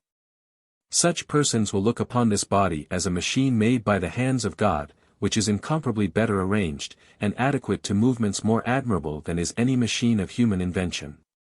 And here I specially stayed to show that, were there such machines exactly resembling organs and outward form an ape or any other irrational animal, we could have no means of knowing that they were in any respect of a different nature from these animals. But if there were machines bearing the image of our bodies, and capable of imitating our actions as far as it is morally possible, there would still remain two most certain tests whereby to know that they were not therefore really men. Of these the first is that they could never use words or other signs arranged in such a manner as is competent to us in order to declare our thoughts to others, for we may easily conceive a machine to be so constructed that it emits vocables. And even that it emits some correspondent to the action upon it of external objects which cause a change in its organs. For example, if touched in a particular place it may demand what we wish to say to it, if in another it may cry out that it is hurt, and such like. But not that it should arrange them variously so as appositely to reply to what is said in its presence, as men of the lowest grade of intellect can do. The second test is, that although such machines might execute many things with equal or perhaps greater perfection than any of us, they would, without doubt, fail in certain others from which it could be discovered that they did not act from knowledge, but solely from the disposition of their organs. For while reason is an universal instrument that is alike available on every occasion, these organs, on the contrary, need a particular arrangement for each particular action.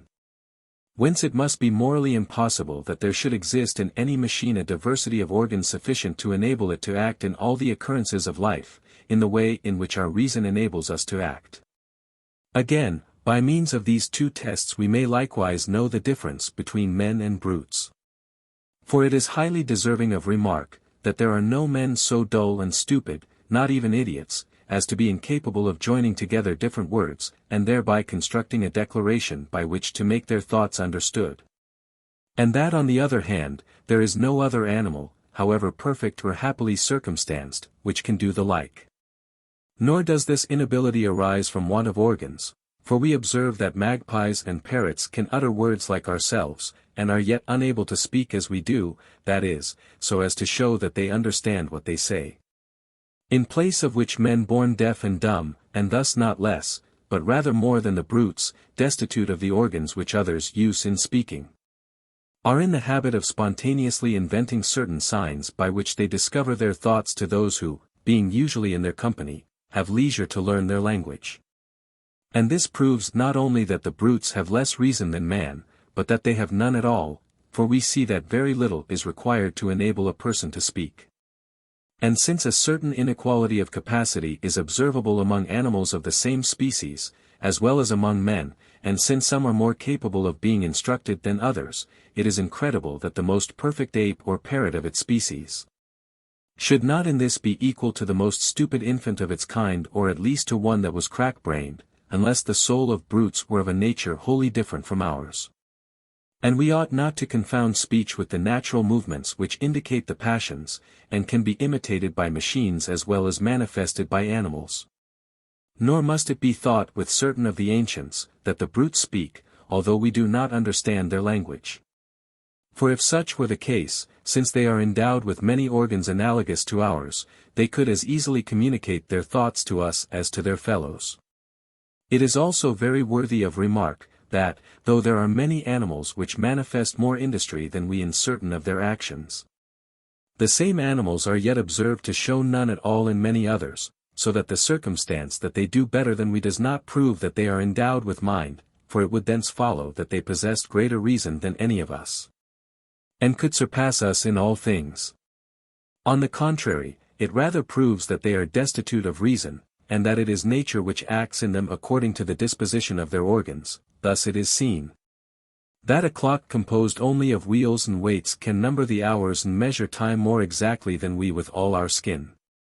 I had after this described the reasonable soul, and shown that it could by no means be educed from the power of matter, as the other things of which I had spoken, but that it must be expressly created. And that it is not sufficient that it be lodged in the human body exactly like a pilot in a ship, unless perhaps to move its members, but that it is necessary for it to be joined and united more closely to the body, in order to have sensations and appetites similar to ours, and thus constitute a real man. I here entered, in conclusion, upon the subject of the soul at considerable length, because it is of the greatest moment, for after the error of those who deny the existence of God, an error which I think I have already sufficiently refuted,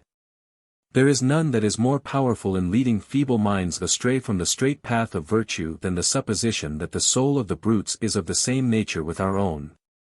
and consequently that after this life we have nothing to hope for or fear, more than flies and ants. In place of which, when we know how far they differ we much better comprehend the reasons which establish that the soul is of a nature wholly independent of the body, and that consequently it is not liable to die with the latter and, finally, because no other causes are observed capable of destroying it, we are naturally led thence to judge that it is immortal. Part 6. 3 years have now elapsed since I finished the treatise containing all these matters. And I was beginning to revise it, with the view to put it into the hands of a printer, when I learned that persons to whom I greatly defer, and whose authority over my actions is hardly less influential than is my own reason over my thoughts, had condemned a certain doctrine in physics, published a short time previously by another individual to which I will not say that I adhered, but only that,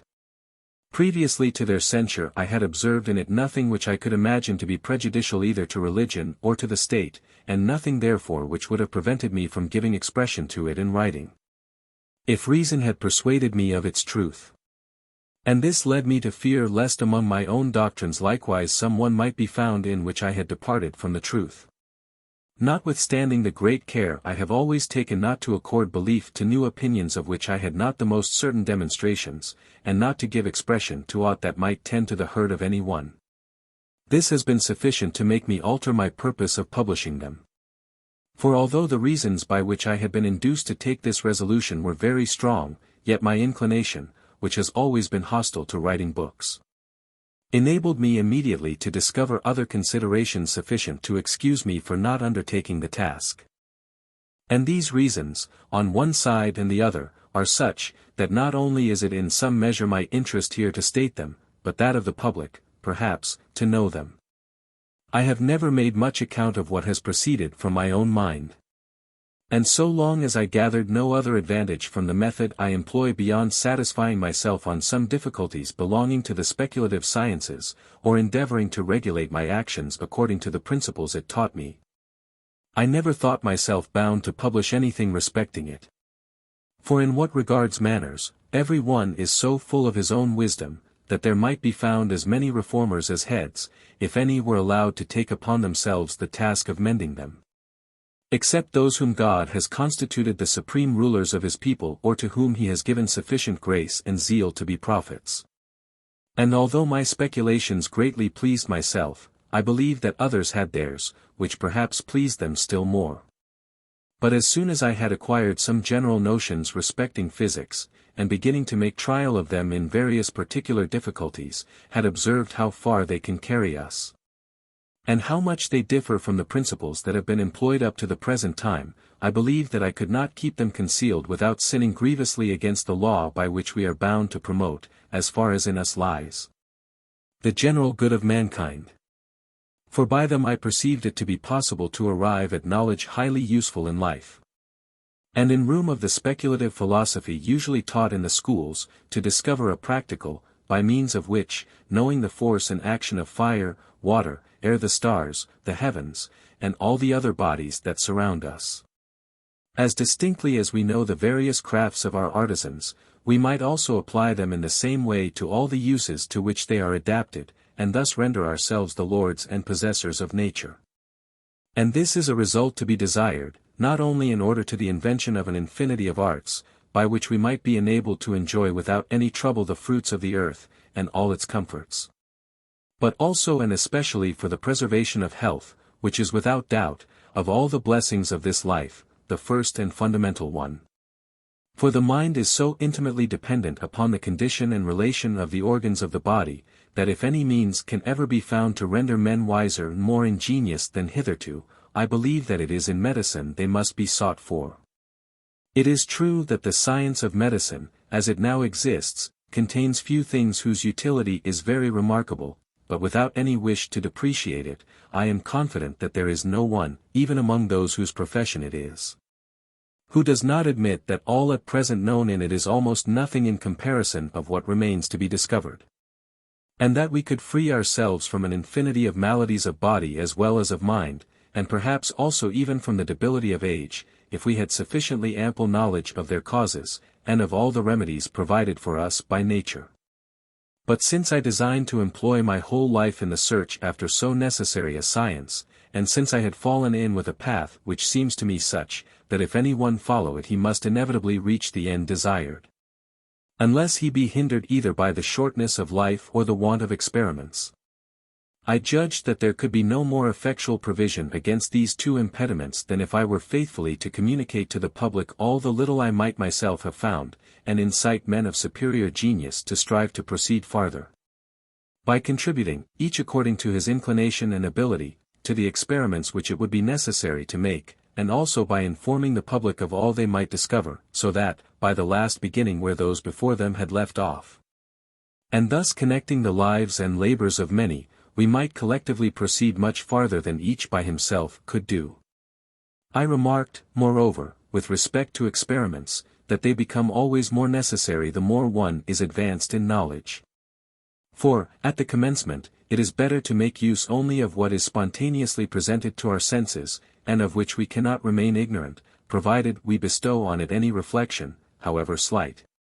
than to concern ourselves about more uncommon and recondite phenomena, the reason of which is, that the more uncommon often only mislead us so long as the causes of the more ordinary are still unknown, and the circumstances upon which they depend are almost always so special and minute as to be highly difficult to detect. But in this I have adopted the following order. First, I have essayed to find in general the principles, or first causes of all that is or can be in the world, without taking into consideration for this end anything but God himself who has created it, and without adducing them from any other source than from certain germs of truths naturally existing in our minds in the second place. I examined what were the first and most ordinary effects that could be deduced from these causes. And it appears to me that, in this way, I have found heavens, stars, an earth, and even on the earth water, air, fire, minerals, and some other things of this kind, which of all others are the most common and simple, and hence the easiest to know.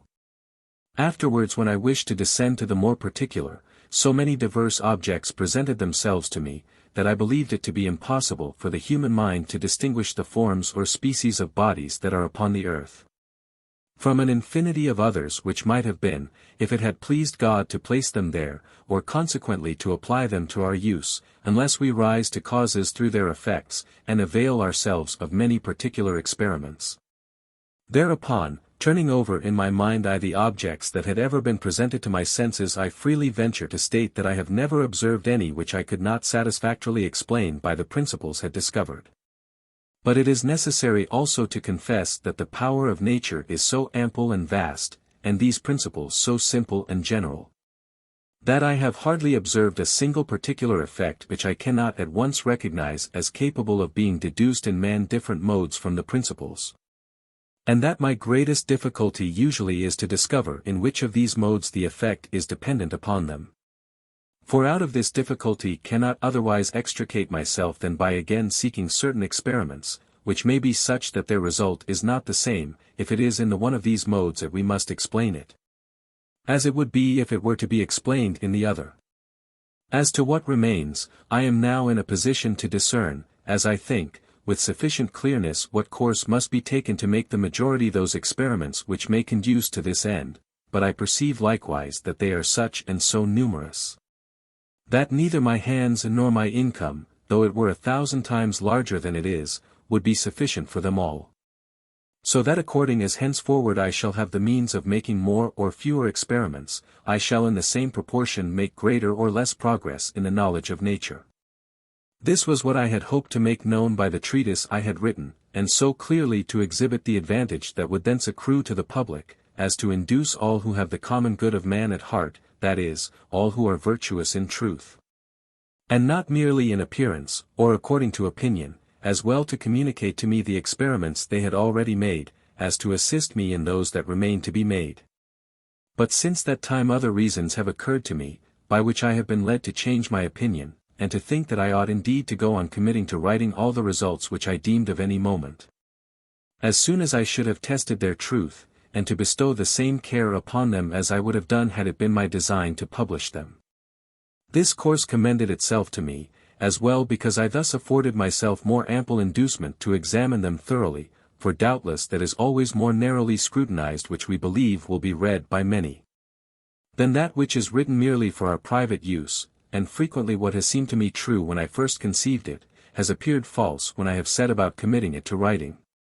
As because I thus lost no opportunity of advancing the interests of the public, as far as in me lay, and since thus likewise, if my writings possess any value, those into whose hands they may fall after my death may be able to put them to what use they deem proper. But I resolved by no means to consent to their publication during my lifetime, lest either the oppositions or the controversies to which they might give rise, or even the reputation, such as it might be, which they would acquire for me, should be any occasion of my losing the time that I had set apart for my own improvement. For though it be true that every one is bound to promote to the extent of his ability the good of others, and that to be useful to no one is really to be worthless, yet it is likewise true that our cares ought to extend beyond the present.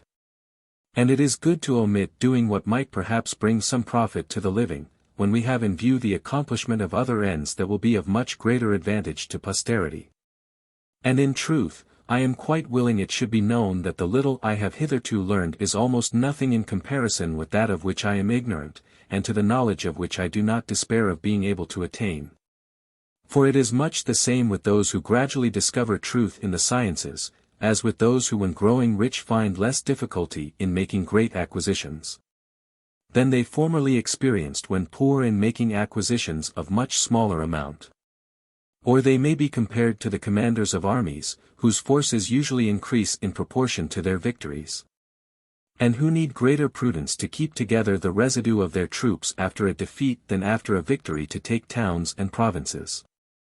For he truly engages in battle who endeavors to surmount all the difficulties and errors which prevent him from reaching the knowledge of truth. And he is overcome in fight who admits a false opinion touching a matter of any generality and importance. And he requires thereafter much more skill to recover his former position than to make great advances when once in possession of thoroughly ascertained principles. As for myself, if I have succeeded in discovering any truths in the sciences, and I trust that what is contained in this volume I will show that I have found some, I can declare that they are but the consequences and results of 5 or 6 principal difficulties which I have surmounted, and my encounters with which I reckoned as battles in which victory declared for me. I will not hesitate even to avow my belief that nothing further is wanting to enable me fully to realize my designs than to gain 2 or 3 similar victories. And that I am not so far advanced in years but that, according to the ordinary course of nature, I may still have sufficient leisure for this end. But I conceive myself the more bound to husband the time that remains the greater my expectation of being able to employ it aright, and I should doubtless have much to rob me of it. Were I to publish the principles of my physics, for although they are almost all so evident that to assent to them no more is needed than simply to understand them, and although there is not one of them of which I do not expect to be able to give demonstration, yet, as it is impossible that they can be in accordance with all the diverse opinions of others, I foresee that I should frequently be turned aside from my grand design, on occasion of the opposition which they would be sure to awaken. It may be said, that these oppositions would be useful both in making me aware of my errors, and, if my speculations contain anything of value, in bringing others to a fuller understanding of it. And still farther, as many can see better than one, in leading others who are now beginning to avail themselves of my principles, to assist me in turn with their discoveries. But though I recognize my extreme liability to error, and scarce ever trust to the first thoughts which occur to me, yet the experience I have had of possible objections to my views prevents me from anticipating any profit from them. For I have already had frequent proof of the judgments, as well of those I esteemed friends, as of some others to whom I thought I was an object of indifference, and even of some whose malignancy and envy would, I knew, determine them to endeavor to discover what partiality concealed from the eyes of my friends. But it has rarely happened that anything has been objected to me which I had myself altogether overlooked. Unless it were something far removed from the subject, so that I have never met with a single critic of my opinions who did not appear to me either less rigorous or less equitable than myself. And further, I have never observed that any truth before unknown has been brought to light by the disputations that are practiced in the schools. For while each strives for the victory, each is much more occupied in making the best of mere verisimilitude, than in weighing the reasons on both sides of the question. And those who have been long good advocates are not afterwards on that account the better judges. As for the advantage that others would derive from the communication of my thoughts, it could not be very great. Because I have not yet so far prosecuted them as that much does not remain to be added before they can be applied to practice. And I think I may say without vanity, that if there is any one who can carry them out that length, it must be myself rather than another, not that there may not be in the world many minds incomparably superior to mine. But because one cannot so well seize a thing and make it one's own, when it has been learned from another, as when one has himself discovered it. And so true is this of the present subject that, though I have often explained some of my opinions to persons of much acuteness, who, whilst I was speaking, appeared to understand them very distinctly, yet, when they repeated them, I have observed that they almost always changed them to such an extent that I could no longer acknowledge them as mine. I am glad, by the way, to take this opportunity of requesting posterity never to believe on hearsay that anything has proceeded from me which has not been published by myself. And I am not at all astonished at the extravagances attributed to those ancient philosophers whose own writings we do not possess. Whose thoughts, however, I do not on that account suppose to have been really absurd, seeing they were among the ablest men of their times, but only that these have been falsely represented to us. It is observable, accordingly, that scarcely in a single instance has any one of their disciples surpassed them. And I am quite sure that the most devoted of the present followers of Aristotle would think themselves happy if they had as much knowledge of nature as he possessed. Were it even under the condition that they should never afterwards attain to higher. In this respect they are like the ivy which never strives to rise above the tree that sustains it, and which frequently even returns downwards when it has reached the top.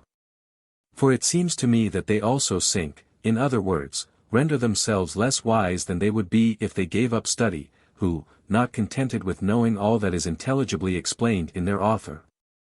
desire in addition to find in him the solution of many difficulties of which he says not a word, and never perhaps so much as thought. Their fashion of philosophizing, however, is well suited to persons whose abilities fall below mediocrity. For the obscurity of the distinctions and principles of which they make use enables them to speak of all things with as much confidence as if they really knew them, and to defend all that they say on any subject against the most subtle and skilful,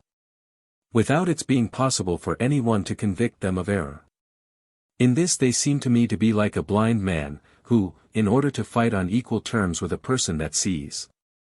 should have made him descend to the bottom of an intensely dark cave, and I may say that such persons have an interest in my refraining from publishing the principles of the philosophy of which I make use.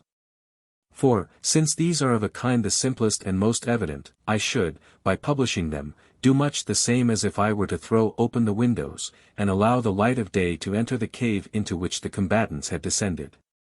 But even superior men have no reason for any great anxiety to know these principles, for if what they desire is to be able to speak of all things, and to acquire a reputation for learning, they will gain their end more easily by remaining satisfied with the appearance of truth, which can be found without much difficulty in all sorts of matters, than by seeking the truth itself which unfolds itself but slowly and that only in some departments, while it obliges us, when we have to speak of others, freely to confess our ignorance.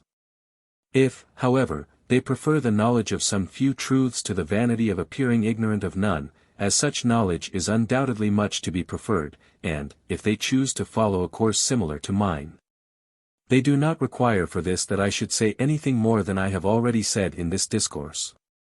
For if they are capable of making greater advancement than I have made, they will much more be able of themselves to discover all that I believe myself to have found. Since as I have never examined aught except in order, it is certain that what yet remains to be discovered is in itself more difficult and recondite, than that which I have already been enabled to find. And the gratification would be much less in learning it from me than in discovering it for themselves.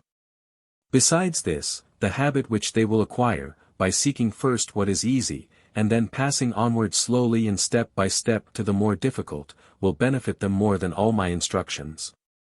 Thus, in my own case, I am persuaded that if I had been taught from my youth all the truths of which I have since sought out demonstrations, and had thus learned them without labor, I should never, perhaps, have known any beyond these. At least, I should never have acquired the habit and the facility which I think I possess in always discovering new truths in proportion as I give myself to the search. And, in a single word, if there is any work in the world which cannot be so well finished by another as by him who has commenced it, it is that at which I labor. It is true, indeed, as regards the experiments which may conduce to this end, that one man is not equal to the task of making them all. But yet he can advantageously avail himself, in this work, of no hands besides his own, unless those of artisans, or parties of the same kind, whom he could pay, and whom the hope of gain, a means of great efficacy, might stimulate to accuracy in the performance of what was prescribed to them. For as to those who, through curiosity or a desire of learning, of their own accord, perhaps, offer him their services, besides that in general their promises exceed their performance, and that they sketch out fine designs of which not one is ever realized, they will, without doubt, expect to be compensated for their trouble by the explication of some difficulties, or, at least, by compliments and useless speeches, in which he cannot spend any portion of his time without loss to himself. And as for the experiments that others have already made, even although these parties should be willing of themselves to communicate them to him, which is what those who esteem them secrets will never do, the experiments are, for the most part, accompanied with so many circumstances and superfluous elements, as to make it exceedingly difficult to disentangle the truth from its adjuncts. Besides, he will find almost all of them so ill described, or even so false, because those who made them have wished to see in them only such facts as they deemed conformable to their principles, that, if in the entire number there should be some of a nature suited to his purpose, still their value could not compensate for the time what would be necessary to make the selection. So that if there existed any one whom we assuredly knew to be capable of making discoveries of the highest kind, and of the greatest possible utility to the public, and if all other men were therefore eager by all means to assist him in successfully prosecuting his designs, I do not see that they could do aught else for him beyond contributing to defray the expenses of the experiments that might be necessary, and for the rest, prevent his being deprived of his leisure by the unseasonable interruptions of any one. But besides that I neither have so high an opinion of myself as to be willing to make promise of anything extraordinary, nor feed on imaginations so vain as to fancy that the public must be much interested in my designs.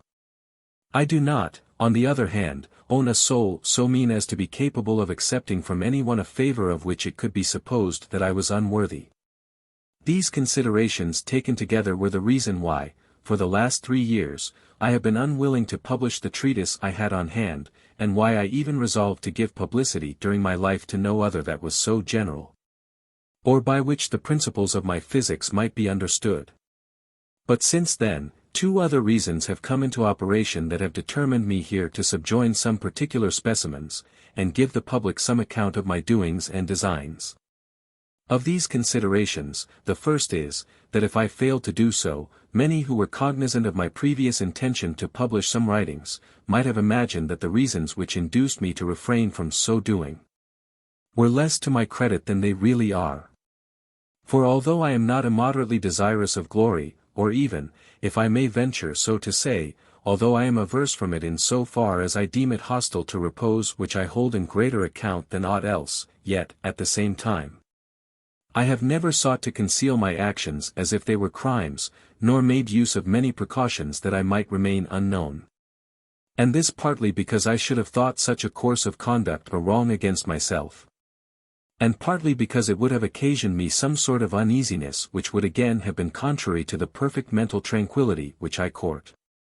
And forasmuch as, while thus indifferent to the thought alike of fame or of forgetfulness, I have yet been unable to prevent myself from acquiring some sort of reputation,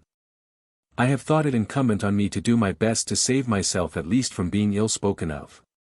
The other reason that has determined me to commit to writing these specimens of philosophy is, that I am becoming daily more and more alive to the delay which my design of self-instruction suffers, for want of the infinity of experiments I require, and which it is impossible for me to make without the assistance of others, and, without flattering myself so much as to expect the public to take a large share in my interests. I am yet unwilling to be found so far wanting in the duty I owe to myself, as to give occasion to those who shall survive me to make it matter of reproach against me some day. That I might have left them many things in a much more perfect state than I have done, had I not too much neglected to make them aware of the ways in which they could have promoted the accomplishment of my designs.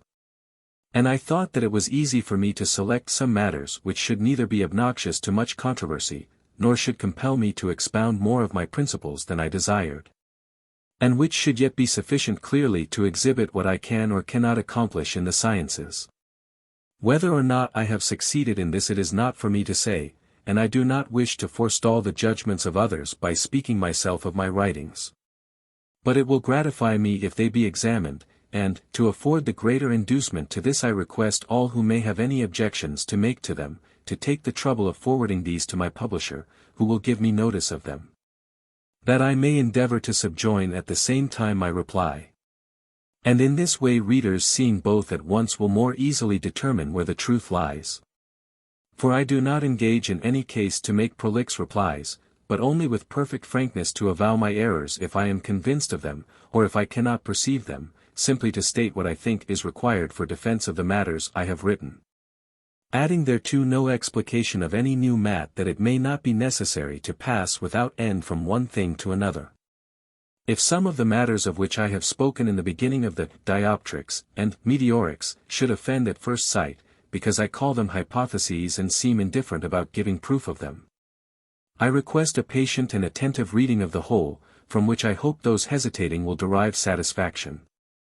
For it appears to me that the reasonings are so mutually connected in these treatises, that, as the last are demonstrated by the first which are their causes, the first are in their turn demonstrated by the last which are their effects. Nor must it be imagined that I here commit the fallacy which the logicians call a circle. For since experience renders the majority of these effects most certain, the causes from which I deduce them do not serve so much to establish their reality as to explain their existence. But on the contrary, the reality of the causes is established by the reality of the effects. Nor have I called them hypotheses with any other end in view except that it may be known that I think I am able to deduce them from those first truths which I have already expounded. And yet that I have expressly determined not to do so, to prevent a certain class of minds from thence taking occasion to build some extravagant philosophy upon what they may take to be my principles, and my being blamed for it. I refer to those who imagine that they can master in a day all that another has taken 20 years to think out, as soon as he has spoken 2 or 3 words to them on the subject. Or who are the more liable to error and the less capable of perceiving truth in very proportion as they are more subtle and lively. As to the opinions which are truly and wholly mine, I offer no apology for them as new, persuaded as I am that if their reasons be well considered they will be found to be so simple and so conformed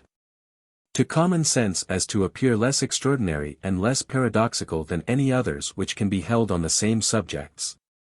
Nor do I even boast of being the earliest discoverer of any of them, but only of having adopted them, neither because they had nor because they had not been held by others, but solely because reason has convinced me of their truth. Though artisans may not be able at once to execute the invention which is explained in the Dioptrics, I do not think that any one on that account is entitled to condemn it. For since address and practice are required in order so to make and adjust the machines described by me as not to overlook the smallest particular, I should not be less astonished if they succeeded on the first attempt than if a person were in one day to become an accomplished performer on the guitar, by merely having excellent sheets of music set up before him. And if I write in French, which is the language of my country, in preference to Latin, which is that of my preceptors, it is because I expect that those who make use of their unprejudiced natural reason will be better judges of my opinions than those who give heed to the writings of the ancients only. And as for those who unite good sense with habits of study, whom alone I desire for judges, they will not, I feel assured, be so partial to Latin as to refuse to listen to my reasonings merely because I expound them in the vulgar tongue. In conclusion, I am unwilling here to say anything very specific of the progress which I expect to make for the future in the sciences, or to bind myself to the public by any promise which I am not certain of being able to fulfill.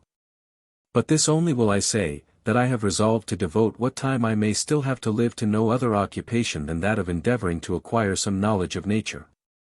which shall be of such a kind as to enable us therefrom to deduce rules in medicine of greater certainty than those at present in use. And that my inclination is so much opposed to all other pursuits, especially to such as cannot be useful to some without being hurtful to others, that if, by any circumstances, I had been constrained to engage in such, I do not believe that I should have been able to succeed. Of this I here make a public declaration, though well aware that it cannot serve to procure for me any consideration in the world, which, however, I do not in the least affect. And I shall always hold myself more obliged to those through whose favor I am permitted to enjoy my retirement without interruption than to any who might offer me the highest earthly preferments.